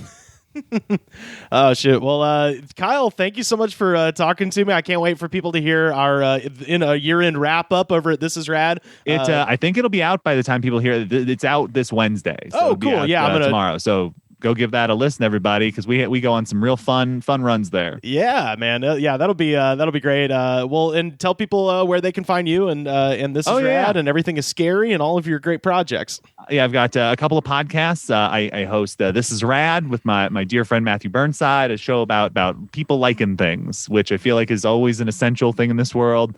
I do a horror podcast with my dear friend Jen Saunderson. If you go back and listen to the episodes over quarantine, it's really fun because Jen is pregnant, but it's a secret for a large portion of the episodes. So there's a lot of like odd things and me having to like explain away things without using the word pregnant or Jen is. But what's even funnier is, what's really hard to cover is someone who has a really bad morning sickness and you can't use they are sick in the middle of a pandemic, or you're just casually mentioning a death sentence. So you really, and they're not feeling well is the perfect excuse. So I really had to get creative there with a couple of things. Oh yeah. Or use it and then go, but it's not COVID. Like, and then it just sounds like more of a lie. But that's a fun little run we had. And then I am the producer on the Jackie and Laurie show, so occasionally you hear me laughing at their nonsense. Oh man! And then I've got an album called Absolute Terror that is out in the world. It's on my label Radland Records, where we put out indie comedy records for people I think are really great. We just did Carter Glascock from The Goods from the Woods. Yes, the Crystal Pistol is out and fantastic. Like what a fun record that is. And then throughout the newest plug, because I'm the real overachiever with plugs. Oh, yeah. I just started a comic book series with a brilliant artist named Sean Otwell that is a science fiction book that's kind of like, what if Parks and Recreation happened in like a bleak future world? And awesome. It's basically about four people who work in a Radio Shack in the future. And it's the future, but it's also the 70s. And it's called Tales from an Analog Future. The first issue will be out probably the beginning of February, but I'm really, really proud of it. It's the first, I've loved comics my whole life, and it's the first time I've really like worked in the medium. And so that's been really, really neat. And it's the first time I've written sci-fi. And like, man, Rivers, you got to get on that sci-fi kick. Yeah, like, man, I'm excited. You can just get fucking weird. I got dog people. I got, in this world, hippies look like Ralph Steadman and Art Crumb drawings, like, because they just like your body slowly morphs. The more like alien drugs you take, the more you just turn into a weird keep on trucking creature. You get more and more squiggles on your outside of your body. Oh yeah, it's truly like that. It's really hard to go anywhere else now. Like once you have sort of the ability to just write like robots being assholes, I'm like, God, this is so much better than anything else. Oh, why would I want to write about people in their apartments when their apartments could be space apartments? So that we just announced that last week, and I'm really, really proud of how that's going. So check out there's a Analog Future comic on Instagram for updates there, where we'll be telling people when they can buy it and how they can get it and stuff like that. But that's been my big quarantine project, and it was a secret for a long time. So I'm excited I can talk about it now. But yeah, Tales from an Analog Future will be coming out in 2021. And, if you can't make a comedy record, you might as well do some other weird project. Absolutely, man. Well, that's great, dude. And it's, it's always a pleasure to talk to you. Likewise, man. I love me doing some goods. Like there's few podcasts I enjoy more than just the sit around, like reading headlines and riffing. Like we should figure out another good intensive one sometime here, like the 2005 one. Yeah, man. Well, we're going to do 1997 at some point. That's going to be so good. And I'm just going to sing the song Fly for 3 hours. We did that as our jam of the day a couple of weeks ago, and there were some very insane people on YouTube talking about it. Which version do you do? Because I have strong opinions on this. Oh, the one with the Super Cat, always. Thank you. Yeah. Okay, because I didn't even know there was a non-Super Cat version, and I was like, how am I supposed to know how high I can fly if Super Cat's not telling me? Yeah. Oh, there was definitely a lot of weird racial shit happening with radio in 1997. When they're like, well, if there's this guy on there, then it's hip hop.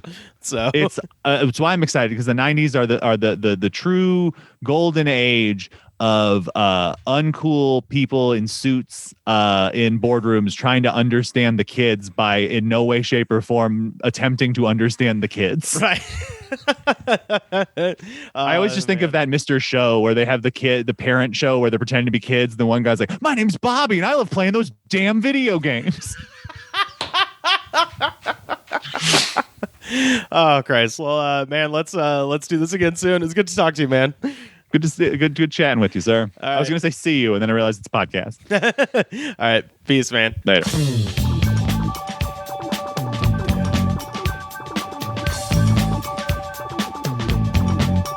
Calling in now from Disgraceland Studios in East Hollywood. It's the Crystal Pistol, Carter Glascock. What's up, my friend? Bang! Oh, God damn it. Bang! Ching! Bang! I'm still working on that. I'm trying to figure out something to say after people call me the Crystal Pistol. It's a shame it's not a visual podcast, because you could do the little thing where you shoot the guns as you kind of strut, or like I could, like hands in the sky or some shit. I don't know. I don't know what I'm doing. Well, how was the holiday, man? How was your Christmas? It was good, I mean, I just kind of hung out with Carly and her roommate, and that's kind of about it. We just like exchanged some gifts, and I've eaten so much. It's not even like I just feel like I've eaten a lot. Like I can see it. Like I can see how I've gotten fatter. Dude, my parents do not have a scale. Dude, I mean, ignorance is bliss. Same. I'm telling you. That's what I'm saying. Like, ignorance is totally bliss, but, like, when you start seeing... Like, it's like when your clothes stop fitting as well and you start seeing it, you're just like... I mean, it's like... I can't argue with the logic. I mean, I've been eating like a complete fucking glutton for, like, 2 weeks. Yeah. With, like, zero exercise, so I'm just like... yeah, I'm pretty sluggish. I'm pretty sluggish right now. The weird thing here is I've been eating, I've been eating like a slob. My pants still fit fine, but a bunch of my t-shirts are like a little bit tighter, but I'm chalking that up to the fact that I accidentally washed them on hot instead of cold. So I'm still holding out hope that it's just a laundry error and not I'm a big fat piece of shit error.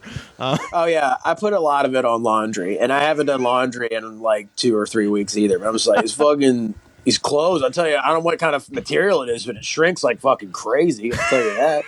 Yeah. The only hope I have is the fact that, like, so far I could still fit in the pants. So maybe, I don't know, maybe just my man boobs and torso is expanding rapidly, but my waist is still dainty.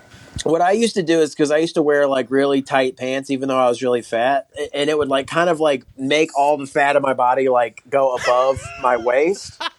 Yeah. So it's like I would have like kind of like a skinny guy's legs and then just like a mashed potato body above like some kind of relatively skinny legs. So I'm thinking that's what's happening now. I'm not sure.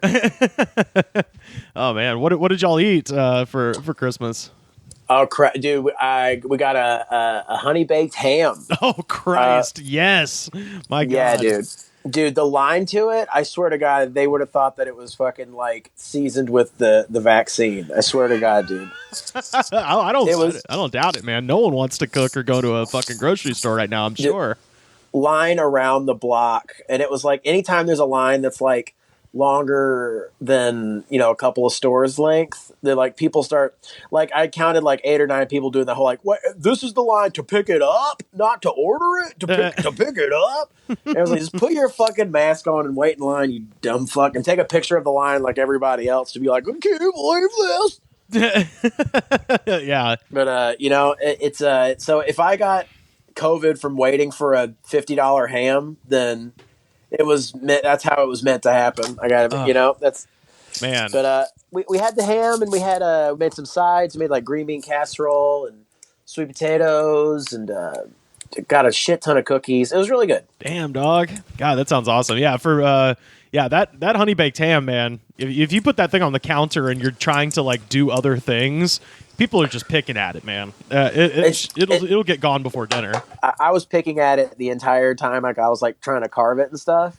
And like I was, like we were watching Curb Your Enthusiasm afterwards, just a nice like comfort thing to watch. Yeah. And like my arm was around Carly, and she was just like, "Your hands smell just like ham." I was like, "Yeah, I'm sorry." There's still so much of it left. There might be a good amount of it left when you come back. Oh boy, yeah, we'll see. I just talked to Sam, and he said that his roommates over there received otter pops, but they are made out of wine.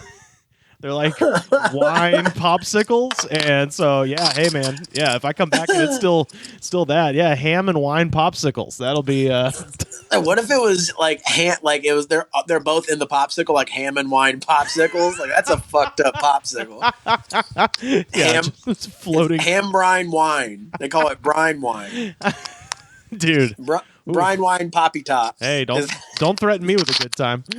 I'll tell you what, man. You only go around this crazy circle once, I'm a flat earther now, did I tell you? Oh, well. What if that'd be the weirdest COVID takeaway? It's like, yeah, the Earth's flat.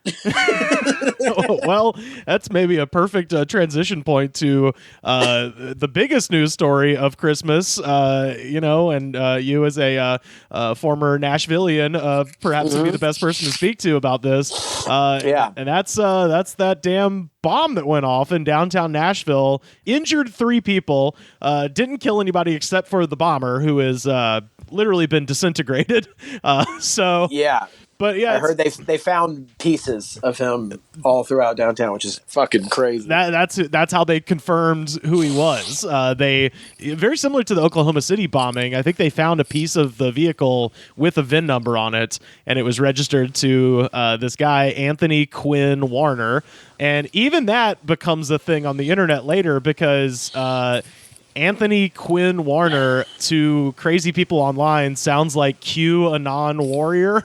I saw that going around. They were like, dude, his name is Anthony Quinn Warner. That if you switch those letters around and ignore the fact that the last word has nothing to do with the word I'm going to replace it with, it sounds like QAnon warrior.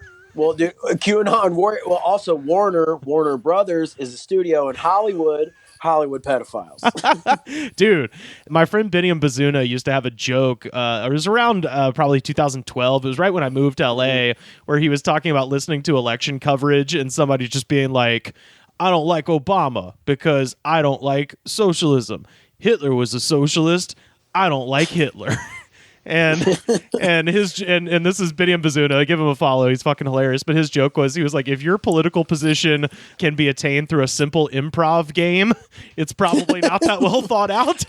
And I think about that constantly because that is the entire basis of QAnon is just people just being it's like you yes-anded yourself into fascism. Yeah, they're just free associating words and stuff, and you're like, buddy, that's not how that works. It reminds me of those old. I think it's because people, a lot of them, at least that are our age, probably grew up watching those weird History Channel shows where it's like numerology in the Bible. And it's like, if you break down the book of Job to the numbers, then it spells out something about Charlemagne. And you're like, what? Dude, I mean, it's like, it's all these boomers have free associated themselves into like paranoid fascism. Like that's how it happened, I guess. And really, who's really suffering from this the most is the greatest generation. They're dying in droves because of the boomers. Yeah, man. Well, so, the bomb goes off. It fucks up a bunch of buildings. They fortunately were able to evacuate, I think, almost everybody. Like I said, 3 injuries, and I think a couple of them were first responders and stuff like that. But nothing major, except for, obviously, the guy who got disintegrated by his own bomb. So, would it be like they found like one of his they found like a hand that was like 3 miles away, and they picked it up and then they like checked its pulse. Yeah, and they're like, damn it, I don't think he's gonna make it. Someone call an ambulance. They find a piece of his butt and they're like, I'd like to ask you a few questions. He's like, now, are you responsible for the explosion? And then just kind of like meagerly farts. It's like not to speak ill of the dead, but my God. Well, that's the fun thing about this one is like, well, it was just one guy who died and he desperately wanted to die, so we can this is the most lighthearted bombing we've had in years. Dude, to quote you from earlier, I'm not one to stand in the way of a good time, and if the guy wanted to vote, I mean, he also clearly warned everybody around, like took links to make sure no one else got hurt in it. Yeah, he was playing over the loud. He had put up a loudspeaker on the end of the camper and was playing the Petula Clark song "Downtown," and then in between had a what they described as like a female robotic voice. And it was funny because I was oh, dude, have you seen the video of it? It's so horrifying. It's like it is. I mean, because it's an empty street because it's Christmas morning, but I mean, it's so fucking scary. Yeah, it's like some one of those like post-apocalyptic video games. It's like Fallout or BioShock or some shit where you're just absolutely it's just creepy and weird, But yeah, he had some sort of robotic voice, blaring over the loudspeaker, being like, "This is gonna blow up in 15 minutes" or whatever it said.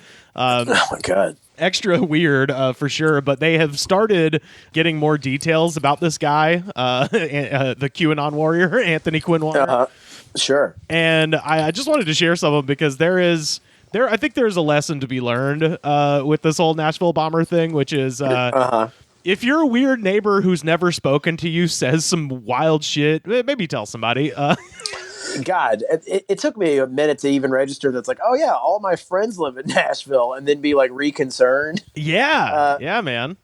But yeah, I mean, God, my friend Tanner works at a hotel that was like right near there, and he said he went outside like as it happened. Like he works like the night shift, and his ears were just like fucking ringing. Oh wow. You know? And but yeah, I mean he's fine and everything, but yeah, man, I mean it's a fine line to toe. When someone says some weird shit, it's like, am I being a tattletale or am I keeping a potential bomber from committing an act of terrorism? I don't know. Yeah. Well, so yeah, this is from the Daily Mail. Tom Lundborg was a teenager in the late 1970s when he worked under accused Nashville bomber Anthony Quinn Warner, who was a technician for a home security company.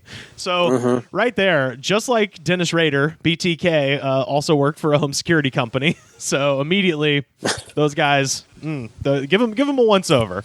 Back then, Lundborg's father owned ACE Alarms, a firm providing commercial and residential burglar systems, but he was incapacitated in a car wreck. That left a young Lundborg and 20-something Tony Warner to run the business, and they drove to different sites to do burglar alarm installations. Quote, I worked with Tony as his helper. I kind of looked up to him. He was kind of a hippie. He had long hair, a Magnum PI mustache. He was smart, a cocky kind of guy. I rode around with him every day. During the summers, at least for a couple of years, Lundborg said that Warner disliked authority, loved smoking weed, and claimed that he had just gotten out of the Navy. Although they put in parenthetically that it is unclear whether or not he was actually ever in the armed forces. He might have just been saying that to sound cool. But he was arrested for marijuana possession in 1978. That is his one. That's his one little spot on the record and stuff like that. If this guy gives paranoid old dudes who are stoned out of their brains all day a bad name, then I don't know. I feel bad about that then. So this is the guy that worked with him. So he continues. He was a little guy. He was the silent type, but nice looking to girls. My dad would go to dive bars with him, and he was popular with the females in there. You could just tell. He didn't flirt a lot, but you could tell they liked him. Lundborg said that Warner had a girlfriend at the time and said that Warner, quote-unquote, betrayed his parents and started his own alarm company, taking an ACE client or two with him. But the business founder, Lundborg said, because he didn't have the personality to deal with the customers.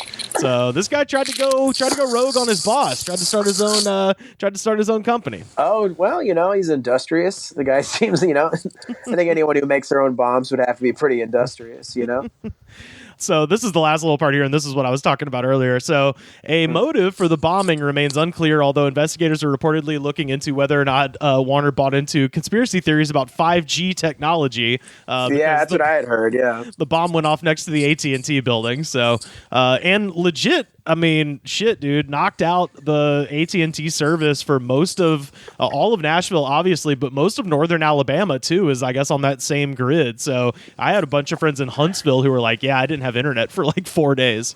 Dude, like, same with my parents. My parents live in Chattanooga. They didn't have like phone service for a second. Yeah, that's it's pretty nuts. But also, it's pretty nuts that you're like, yeah, I exploded myself into a million pieces. Why did you do that? So AT&T would go down for 90 hours. Yeah. And then continue moving along unabated forever and ever. It's better that than to have the 5G injected into your eye. That's which true. Is which I unfortunately am going to have to do because I have to get back to a Sizzler at some point. You gotta have them little tacos. They're so good. They're very good. You gotta have them little chicken wings that are maybe not chickens. They seem like they might be pigeon pieces or something. Isn't that the conspiracy theory that like the vaccine's going to have 5G and it's also going to render us infertile? Is like not to propagate horse shit, but yeah, I think that's part of it. But it's that, like I said, with the QAnon thing, it's like you just kind of plug in whatever fun theory you might have, and everyone will yes and you. People will be like, yeah, man, it is that, or maybe it's this, and then the other guy's so crazy, he's like, yeah, and then also this. Yeah, and this. It's a pack of Yes, this. yeah, it's a pack of this cigarettes. Yes. Yes. Um, Do you think? Yeah, it's like they're gonna find, like, open a barrel of vaccine and like Jimmy Hoffa's in there. well, I tweeted this earlier this week. I said, because I literally saw a tweet, and you know how on Twitter it'll say like it'll sometimes tell the device that it comes from. It'll say like tweeted from an iPhone or tweeted from the desktop. It was one where it was like they want to inject everyone with a microchip so they know where you are at all times. And then underneath it said like tweeted from an iPhone, and I was like, you're holding the microchip that tracks you at all times. Know. Yeah, they already know where you are. Like, oh my god! I think this has blown a bunch of boomers' minds because they don't understand like the severity of being like constantly monitored. Like, people our generation kind of already understand. You know what I mean? Like, yeah. Like, we understand that we are monitored at all. Like, every transaction we make on the internet is well documented, and like, yeah, they're just be like, "Did you know that you could be tracked anywhere, even to a gun range?" It's like, dude. Yeah, absolutely. When I first got to town, like my first night here, my mom had made some chili, and I was like, "Oh hell yeah, I love it," you know. But my mom doesn't like spicy stuff, so she makes it pretty mild. So I was like, "Oh, I'm gonna see if there's any hot sauce."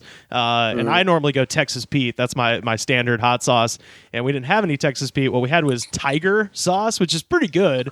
Ooh. And I think I said, I was like, "Oh, is there any Tabasco or Texas Pete?" And my dad was like, "Oh, we got Tiger sauce." And I was like, "Oh, Tiger sauce. Okay, I'll take that." And ever since that moment, I have had ads for Tiger sauce on every fucking thing I've opened. Twitter, Instagram, Facebook. Because they heard it on the microphone of me going, "Tiger sauce." And now they're like, "You want this, don't you?" I'm like, "We already have it. You're idiots." Yeah, going with that theory, that's why I've been taking up the Vince Vaughn tendency of calling everything money. So I just said, I've really, especially now, I've been telling, it's annoying to Carly, but I'm always just like, this ham is money. This ham is $1 million. This ham is $2 million money. And she's like, "What the fuck are you talking about?" And I'm like, shh. Don't tell Alexa. We're gonna trigger. Yeah, we're going to trigger. So Warner's neighbor, Rick Loud, told the Associated Press that he and Warner smoking that Rick Loud. It's Laude, so maybe it's Law Day, but I like Rick Loud. Yeah. I'm Rick Loud, and I host Rock 108 in the morning. Yeah, back for your drive-time commute, it's Rick Loud. We got a little quiet riot in POD coming your way. It's loud in the morning. That's probably why he blew up Nashville. He's like, "I fucking hate Rick Loud. I hate him." That's right. It's like this isn't a hair metal town, Rick Loud. It's a country town. So Rick Loud told the Associated Press that he and Warner had chatted days before the bombing, and Loud asked, quote, "Is Santa going to bring you anything good for Christmas?" To which Anthony responded, "Oh yeah, Nashville and the world is never going to forget me." Oh, God. And the next sentence is incredible. Loud said he didn't think anything was strange about those comments. And that quote, "Nothing about this guy raised any red flags." That's just Tony being Tony. You know what I mean? Oh, yeah, he's fucking weird and says creepy shit all the time. But don't worry, he doesn't leave his house. Right, yeah. It's just Tone Loc being fucking woke. You know what I mean? Yeah, I just thought that was the fun. And that grammatically is terrible. "Oh, yeah, Nashville and the world is never going to forget me." Did he correct his grammar when he said that? Yeah, he's like, "Wait, don't you mean Nashville and also the world will never forget me?" He's like, "Whatever, man." Whatever, man. I'm going to blow. I'm one step closer to the edge. You know the rest. Loud said that he thought that Warner was referring to something good happening, perhaps related to his work in IT. Now, here's the thing. I've never worked IT, but I know people who've worked IT, and no one who's ever worked IT has done anything that Nashville and the world will never forget. You know, IT is just a very utilitarian job. Like, hey, this lady doesn't know how to turn this thing on her computer. Oh, I'm going to help you out. Done. Like, it's a very necessary role in society. But, sure, you know, you're not going to change the whole world during the regular course of your day as an IT guy. You're just not. I mean, you're kind of greasing the wheels. Yeah, and that's fine, you know. But that's okay. It needs to happen. Yeah, IT guys don't get into it trying to change the world, you know? They get into it because it's a good paying job and it's necessary for everybody. But I just love that he was like, I don't know, he said he was going to live forever. And I just figured it was because he was, going to show an old lady how to work her email. Yeah. And he was probably just so high off his nuts. He was probably like, yeah, man, we're going to live forever. Tony, Rick, you're not hearing me. It's like, no, I'm not hearing you, man. I'm feeling you, brother. Like, he's just vibing. Tony, you're crazy. Tony's crazy. I'm gonna tell you that right now. And I love this. Meanwhile, another neighbor who declined to identify herself told the Daily Beast that a peacock had been roaming around their neighborhood in the past few months. At one point, Warner came out of his house to feed the peacock, and then this is her quote. My daughter was telling me that he was like, I want this peacock, the neighbor said. Wait, say that again one more time. Okay, so there's a peacock in their neighborhood, and he came out of his house, and that was notable because he didn't, he was like kind of a hermit. He didn't leave his house. And then this lady's daughter said that he came out of the house, gave some, I guess, bread or corn or something to the bird, and then was just like, I want a peacock, and then just went inside. I gotta say though, I kind of agree with him on that. Like every time I see an animal that I don't normally see, I'm like, oh, I want a guinea pig, and then I'm like, I'm not gonna go buy a guinea pig. Honestly, kind of feel bad for the person who has to take care of it after a while, but I'm just like, I want one of those. Yeah, well, we famously had a peacock in our backyard comedy show over in Echo Park or MacArthur Park. So no shit, you guys had one. Yeah, the neighbors that lived underneath Joe Raines and Wes Van Horn, they had a peacock just in the backyard, and it would just wander around during the show. And those fuckers are mean and they are loud. They're not a fun bird to have around. They're really not, especially in the spring. Because I didn't really take this in consideration until I was around a peacock for a protracted amount of time. But it doesn't always have the huge feathers. That's just for mating season. So in the spring is when it has those massive plumage, and then they all fall out, and you just have a bajillion of those giant feathers everywhere. And when they suck, they're mean. And when they have the plumage, they're horny and they're fucking pissed. So it's just not a good look. So FBI agents were seen raiding Warner's home in Antioch, Tennessee on Saturday as DailyMail.com exclusively revealed that he had given $160,000 of property away for free to a 29-year-old Los Angeles woman named Michelle Swing in a deed dated November 25th. Yeah, this part of it's fucking weird, man. Yeah, so he gave, and actually it's since come out, like while I was writing this, they actually found out another property that he gave her. So he ended up giving her like $600,000 about worth of property for some reason. Swing told Daily Mail that she was unaware that Warner, a self-employed IT contractor, had signed the $160,000 home over to her. But a new report claims that Warner informed Swing of the transfer in a letter last month, and this is so crazy. Again, it's like, yo, this is kind of a red flag. This is the quote that they've released from the letter. Quote, "The attic has plywood and lighting. Take a look. The basement, it's not normal. Take a look. Woof, woof, Julio." I mean, it's like he really did tell it. I mean, he goddamn got on a loudspeaker like minutes before the bomb went off and was like, I'm doing it now. I'm doing it. And like everyone was just like, yeah, whatever. Whatever. Woof, woof, Julio. It's a hoax. He's a hoax. And nobody has explained, no one has been able to explain what this letter means. It just, the attic has plywood. Take a look. The basement's not normal. Take a look. Woof, woof, Julio. Like, that is unreal. I love that. I use that expression too. Yeah, in the article, I cut the part out where they were like, authorities have been unable to figure out who Julio is. You're like, yeah, buddy, I could have told you, no one will ever know who Julio is. It's the the royal Julio. You know what I mean? It's In the letter, Warner also shared that he intended to travel on Christmas Eve to spend a few weeks in the woods with his dogs. The Sun reported that police believe that Warner may have had a relationship with Swing's mother at some point, and the outlet said that Swing told investigators Swing told investigators that she last spoke to Warner a week before Thanksgiving and that she had never met him in person. So that is just a really strange part of it, that this random lady in LA who he maybe had sex with her mom at some point in the 80s or whatever, and now he's just giving her the farm, literally.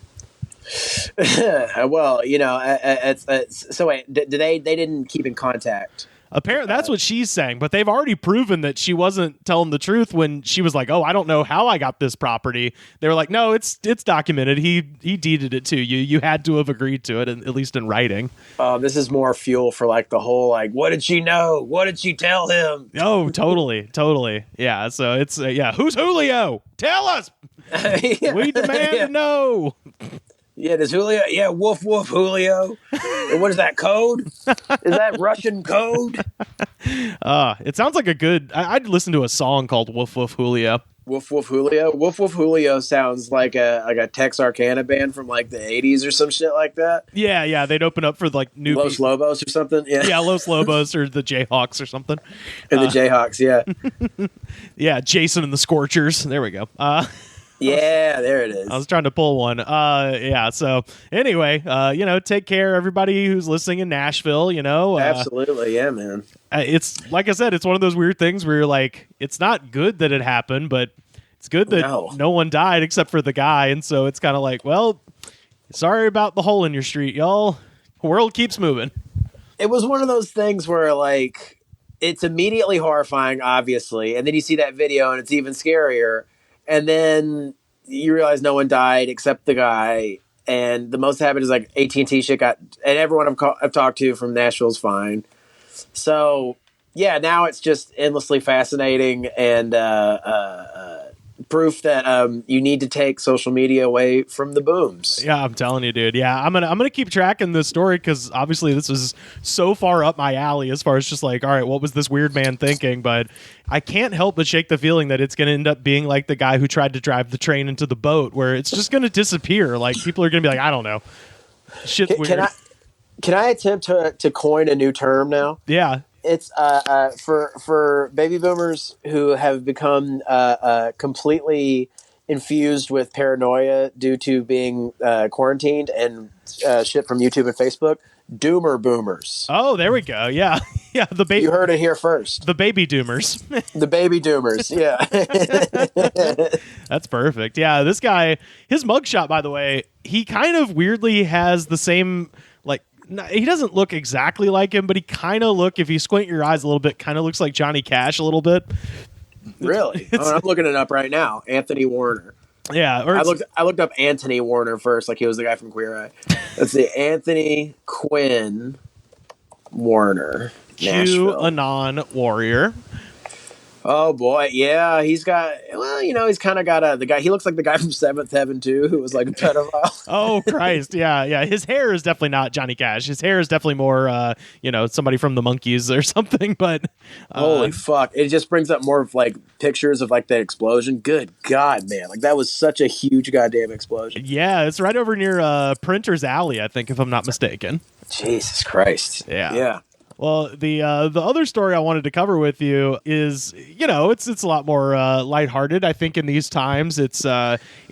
Good when we can all have a thing that we can kind of point and laugh at.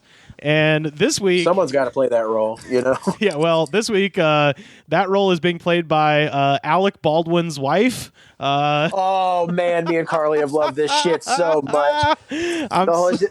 Man, I particularly love this one so much. It's the best.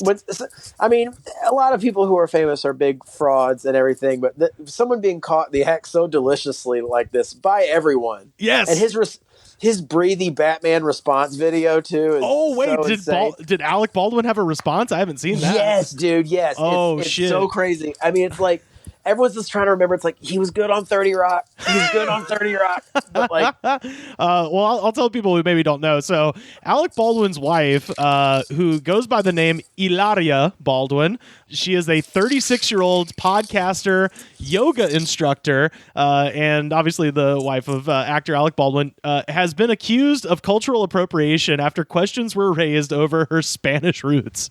Oh, yes. So on December 21st, Twitter user @Lenny Briscoe wrote, quote, You have to admire Hilaria Baldwin's commitment to a decades-long grift where she impersonates a Spanish person. Her name is Hillary, by the way. Yeah, her name is Hillary Hayward Thomas, and she comes from fucking Boston. She was born in Boston, Massachusetts, but if you look up clips of this woman, and we'll put some on our Twitter at The Good Spot so people can see it, she has been doing this fake-ass Spanish accent for years now. It is cringy. And it comes and goes in the funniest way. Like it's like this point has been made, but it's true. It's like a person who goes on a mission trip to like Nicaragua and when they're 12 and they begin calling it Nicaragua. Or someone who like goes to a Mexican restaurant, orders the queso. Yes. Let me get the chips and queso. And it's like, then it's like Stuart Thompson's joke where he talks about people who snap into, let me have a quesadilla. Yeah. It's like they snap into it when they're ordering Mexican food. Yeah. But she's like Peggy Hill. Like she doesn't actually know what she's saying, because one of the funniest like twists on this whole story is she claims that the reason she's been sort of going in and out of this accent and faking is because she is a dual linguist. Like she speaks Spanish and English, and she doesn't really, it's kind of hard when you switch, which whatever. Let's pretend that makes any fucking sense at all, which it doesn't. Sure. But I'll go with the kayfabe here. The problem is actual Spanish speakers on Twitter have pointed out like she can only speak Spanish in the present tense. She's not dueling. She's not actually speaking the language well. Like she's speaking it well enough, like, but not enough to be like, I speak Spanish fluently. Like, like people who actually speak Spanish are like, nah, man, you're kind of talking weird. You're talking the way like a cab driver in Italy speaks English. Like, dude, what the best video of all of it, and me and Carly just scoured all of them because it was the best. Is she's on like Good Morning America or something, or she's on some cooking show. The cucumbers. Yeah, she's like, what is it? How do you say in America? And yeah. Cucumber. And it's like, you are from Boston. Yeah, you are from fucking Boston. It's called a cucumber. It's like, it's so fucking embarrassing. It's so embarrassing. It's so great. I love it because it's like, listen, I've been to Boston. They don't particularly like vegetables, but they do have them there. Okay. She also took to one of the most legit ways of to address after being disgraced. There are two real ways of addressing the masses, and one is Twitter, and the other is a front-facing video on Twitter. Yes. Where she's wearing lounging pants like those with the nutcracker on them, so it's kind of Christmassy. This is the I'm real approach. Yes, yes. No makeup, sweats. You may as well have Ja Rule in the background. The way you look, bow your head, because she's real. And she's very real, and it's and there's no put upon accent now. Which, don't you think if you're selling this fiction, you would like try to nuance it more instead of just dropping it completely? Yeah, well, I want to say, everything with me always goes back to this, but I mean, this is relevant. I can trace this right back to wrestling. There is currently a woman who wrestles on WWE. Her name is Lana. She used to be the spokesperson, like the manager for this big evil Russian bad guy, and she spoke in a thick Russian accent, and she would always come out and be like, Vladimir Putin is better than your Obama, and people would boo her and shit. And she was great. Like, she was super hot, and she would wear these tight skirts and shit, and she was fucking awesome. Just a huge heel. Kind of like Alison Brie's character in Glow, sounds like. Yes, precisely. Yeah, it's exactly in that sort of tradition. And then her husband is now actually on the other show. He wrestles for AEW, but she's still on WWE, and now she has just dropped the accent. She's just like a regular, like, hot girl now. And you're like, I saw you riding a tank with a Russian flag waving behind you and shit. Like, you can't just pull it all the way back, lady. Do a little, ease us down into the normal accent. Dude, in going, so she had to do the front-facing video, which is very, she does a lot. I didn't know that both her and Alec Baldwin were classically trained dancers, because they dance around the issue so fucking much.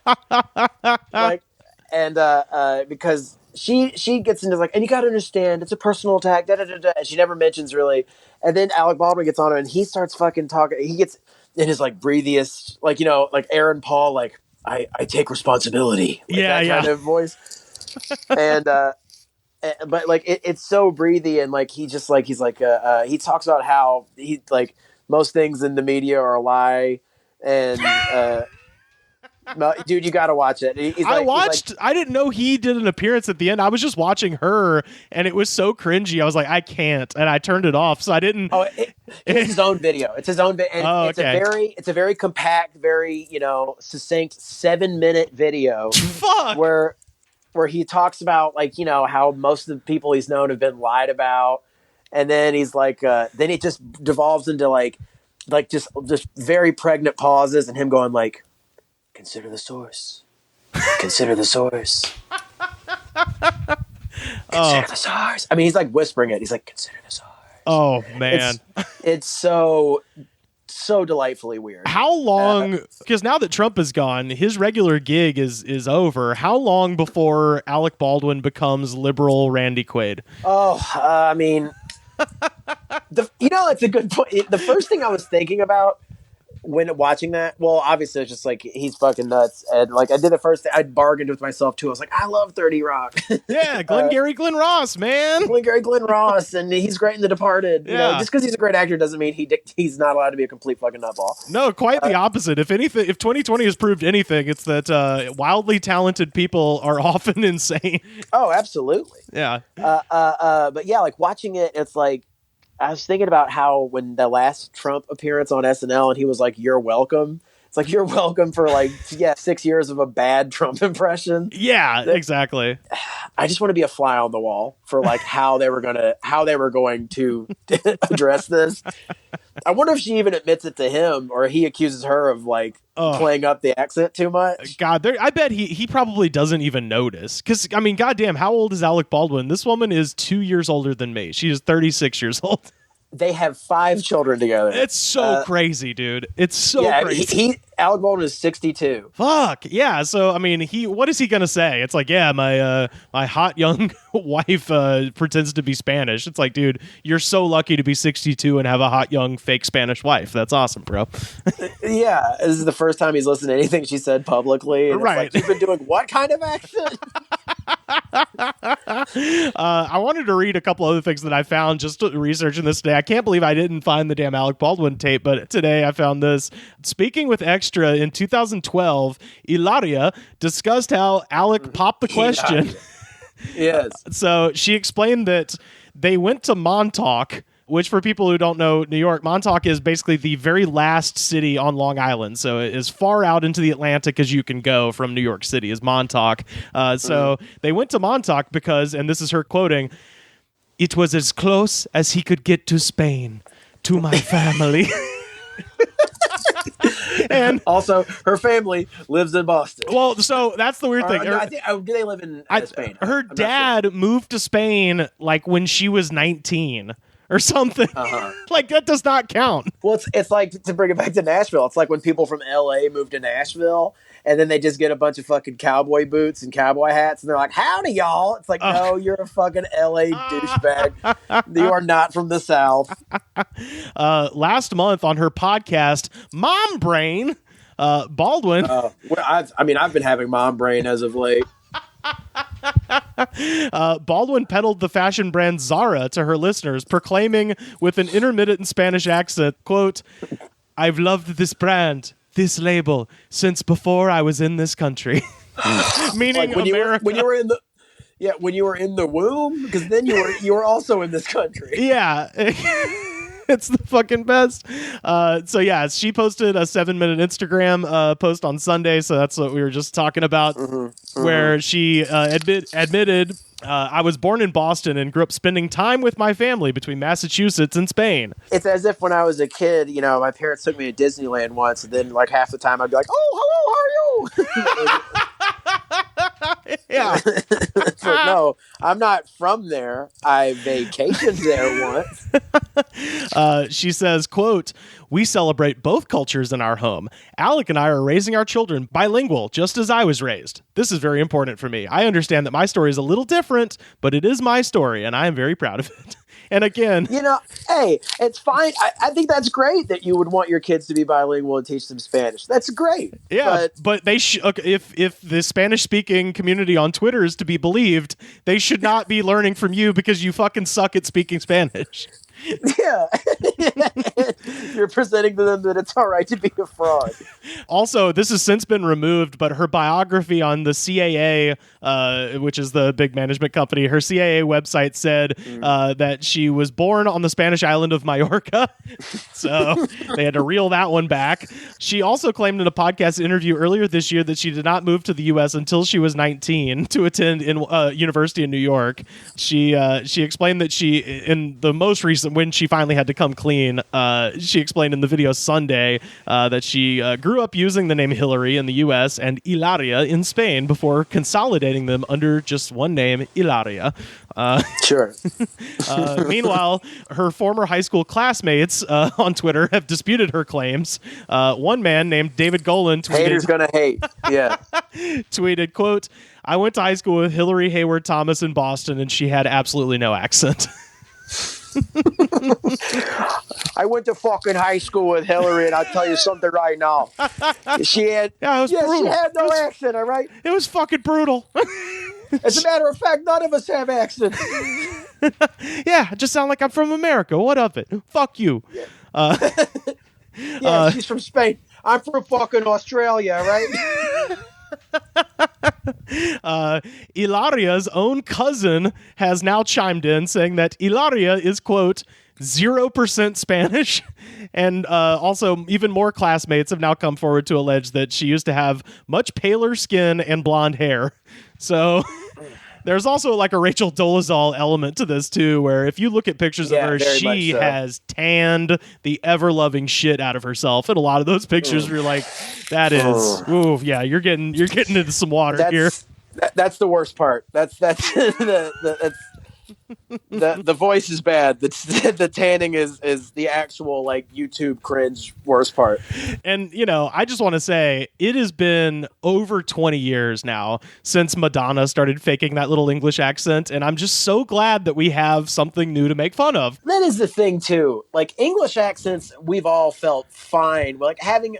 If me and Carly have been rewatching Twilight Zone, and pretty much every actor in there is like, "But what do you mean? I'm from Chicago." Oh yeah, like every act that was the way actors talk. They just had like a tiny English lilt. Right. I'll excuse her being like pretending like she's from England or whatever. Yeah, that was very funny. But I just like now we have a new flagpole to rally around and laugh at. And I think it's hilarious or hilarious. Hilarious.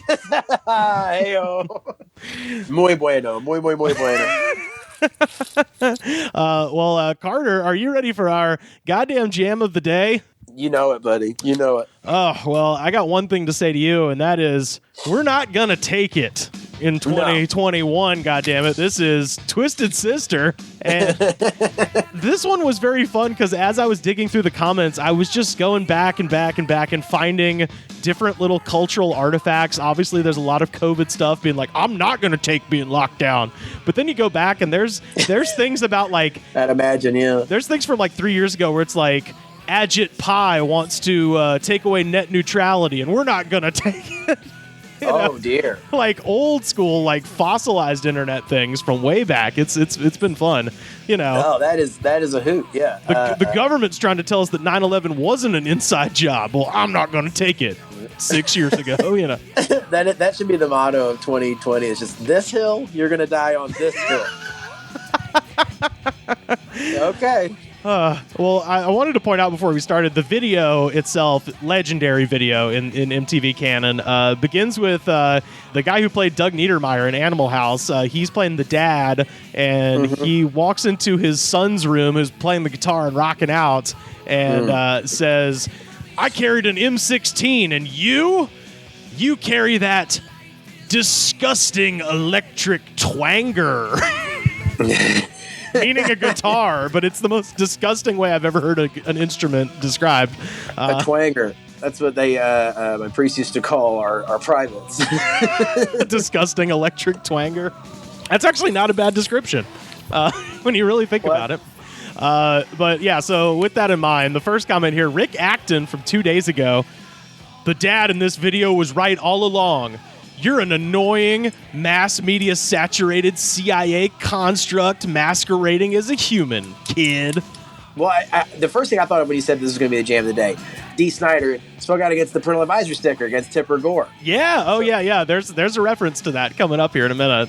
Because I was like, well, then maybe he's not that bad. And then I listened to Twisted Sister and I was like, this is just, it's just not for me. Well, it's kind of the Kiss effect that I've talked about before, where it's surprising that this music was threatening at one point. Where, yeah. Because you listen to Kiss and you're like, this is the most anodyne, basic shit. Like the fact that parents were like, devil, stay away about, Kiss is wild, considering how tame their music is.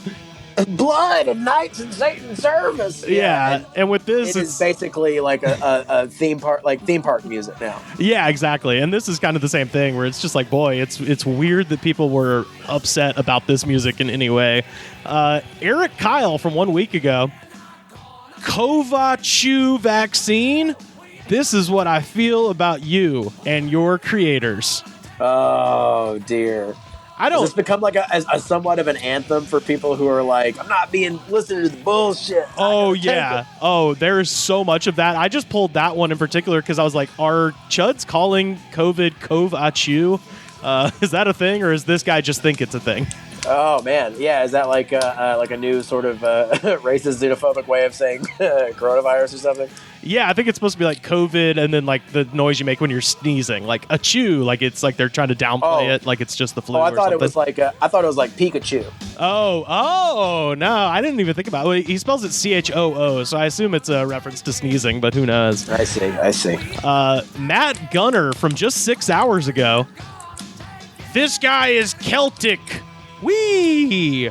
Boy Rangers. The rest of them? The rest of the teams? We ain't gonna take it anymore. That's a drunk Irish person. The guy is Celtic. Rangers. We Boy Rangers. The rest of them. We're not gonna take it. None of us are. Oh, God. We're not gonna take it. Oh, dear Christ. This is another very drunk man. Ryan Cayo from 2 months ago. Mm-hmm. Hello. You people know a lot about trucks. Bing bong, bing bong. Thank you very much. This plays. I was like, is this the bomber? Is this the guy who blew up Nashville? That is more. Yeah, he's transmitting coordinates to him via YouTube comment. I think it's impossible not to laugh at bing bong, bing bong. Thank you very much. Bing bong, bing bong. Thank you very much. Oh, thank you very much. Thank you very much. That's like a bunch of catchphrases in one. Bing bong, hamburger. Oh, thank you very much.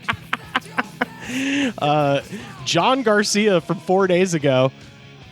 Might as well new national anthem with all these corruptions. These corruptions and these conspiratorial commentariums. That guy wanted to write so much more, but he reached that part when he realized he didn't know any other words. And other fancy words.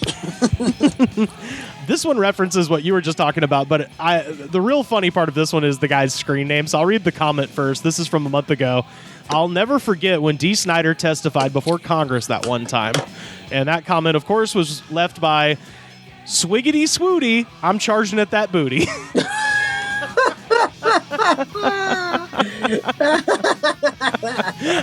I love when the comment is completely coherent, but then the screen name is just off the fucking wall.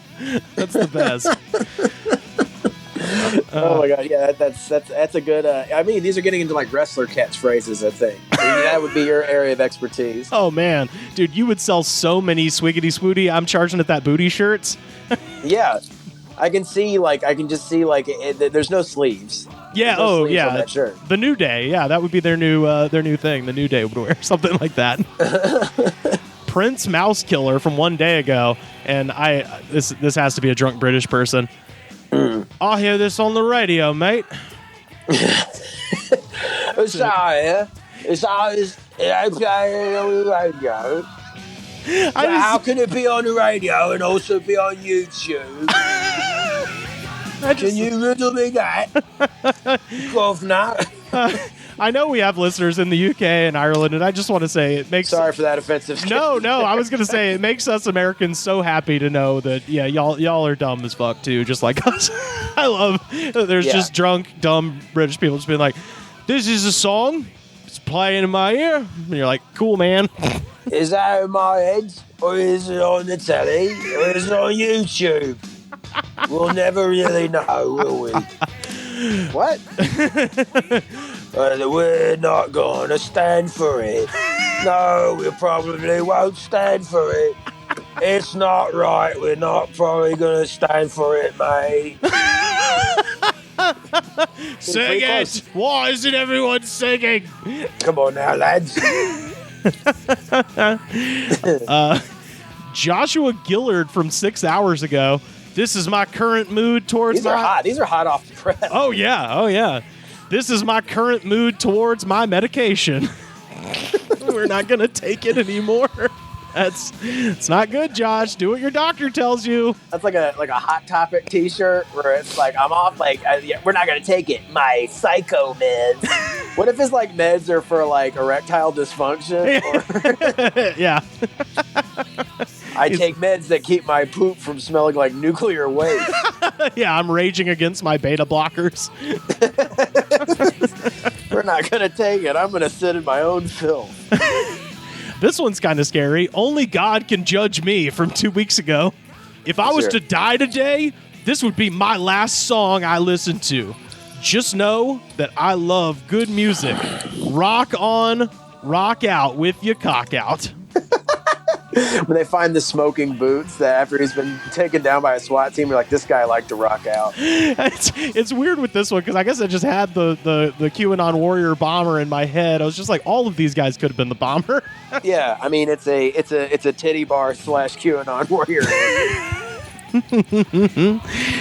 So at this point, we have reached what I call the Chris Hansen jailbait section. Oh, boy. So I'm just going to read these through. I believe all three of these commenters are specifically designed for weird, creepy, horny old guys to direct message them and be like, you want to fuck? So the OG Beaver from 4 years ago. One day, I'll bust through the door to my English class, and I will sing this. I am 12. Yeah. The next one here, Midnight 83 from 3 weeks ago. As soon as I move out of my strict parents' house, I'ma blast this song as loud as I can. This is my favorite song to play when my parents take long weekends away and I drink wine coolers and have my dad's credit card. Annie Cat and Annie Dog from 2 weeks ago. I'm only 11 years old and I love this music group. I almost feel bad about betraying the FBI's trust, but yeah, that sounds like it. It's pretty obvious. I think it's pretty obvious. Yeah. What better place to catch creeps, honestly? Timmy Hot Pocket from 3 days ago. This is me when animal rights activists walk into the McDonald's I work at. This has never happened. There's no chance that an animal rights activist has ever walked into a McDonald's where Timmy Hot Pocket is working. Yeah, this is a fantasy that he's constructed to be like, yeah, it's tough working at that McDonald's. You know, we get picketed all the time. Not so cool layman from 9 months ago. Whenever I listen to this song, I always pictured the image of insurgents climbing over the top of the trenches, waving their flags while charging at government/military forces. ... In the army of Call of Duty, and whenever insurgents try to climb over my wall. This one's really strange. Jedi Knot from 5 years ago. Frodo Baggins says, you know, we've been putting up with Sauron's crap for thousands of years. It's time to put a stop to it. Samwise Gamgee says, what are you proposing, Mr. Frodo? Frodo says, there's only one thing to do, Sam. Everyone to the Black Gate of Mordor. Just then, all heroic characters from Middle-earth arrive at the Black Gate of Mordor. The Eye of Sauron says, who goes there? And Frodo says, now! And then this song plays. I'm surely there's a please follow this account at the end of that. Nope, just that, and then a bunch of comments of people being like, "Yeah, man, I get it. Yeah, love that movie. What? What's happening? What are we talking about?" I got two more here. UNSC Dark Noble Media from 11 months ago. Imagine blaring this at an American Revolution reenactment and all the colonial reenactors breaking out of character and going wild. And, as crazy as that sounds, I would love to see that. It's a reenactment of the Battle of Saratoga, and you got Benedict Arnold there twerking and shit. It'd be awesome. That's just, people act like this wasn't even the wildest metal song at the time. No. You know what I mean? Like, this is like, what, the late 80s? Slayer was already around. well a thing. Like, Yeah. Seek and Destroy, you could have really fucked some shit up to that. But yeah, no, this was like a party metal song. And this is what you want to, like, this revolution is going to be on the deck of we're not going to take it. Anyway. And finally, Jamie Gigi from 10 months ago. Imagine the music video would be like this. At the beginning, when the drums intro, there's a teenage boy who's been encouraged by his friends to do drugs, alcohol, and violence. Then, out of nowhere... Sweet. Out of nowhere, when the song starts, the vocalist shows up, throwing all their drugs and stuff, smashing it into the ground, and then takes his and their friends' hands and leads them down along the streets while the song continues to play. Along their journey, they've been met with other teenagers who also want to do drugs and alcohol and violence. Hey, dude, want to do drug-fueled crimes? Hey, man, want to smoke some drugs and go to try to have unprotected sex? And they call them to join on their journey. And then, at the guitar solo, those teenagers were seen to be rejecting drugs that were offered to them, some throwing them into a garbage bin, and others burn the drugs with a flamethrower. Just imagine that. ... It's like when someone's like Christian mom was like trying to propose like what if Grand Theft Auto was like that instead of you taking drugs and killing prostitutes? It's like, then it wouldn't be fun. I love how this song has somehow given way to strange fan fiction in the comments. So we had some Lord of the Rings stuff, we had some American Revolution stuff, and then now we've got drug abuse resistance education, dare propaganda, copaganda, if you will. Christian revisionism. It's when it's like when someone's mom listens to a stand-up comedian, they're like, that would be just as funny without the curses. Like, I don't think it would be. I'm going to be honest with you. Oh my God. Well, speaking of stand-up albums, Carter, please tell people where they can find the Crystal Pistol and where they can find you on the internet. Yes, you can find my new stand-up album, The Crystal Pistol, on all streaming platforms, Spotify, Apple Music. You can even give it a purchase on iTunes. It's very affordable. But you can check me out at Carter_Glascock on Twitter and Instagram. You can see my website, CarterGlascock.com, and you can hear me right here on the good old Goods from the Woods. Hell yeah, dude. Well, this is fun. We'll chat again next week. Thanks for talking to me, man. Yeah, man. Good to hear from you. TMZ is a sewage treatment plant. We have very few ingredients. We have tomatoes.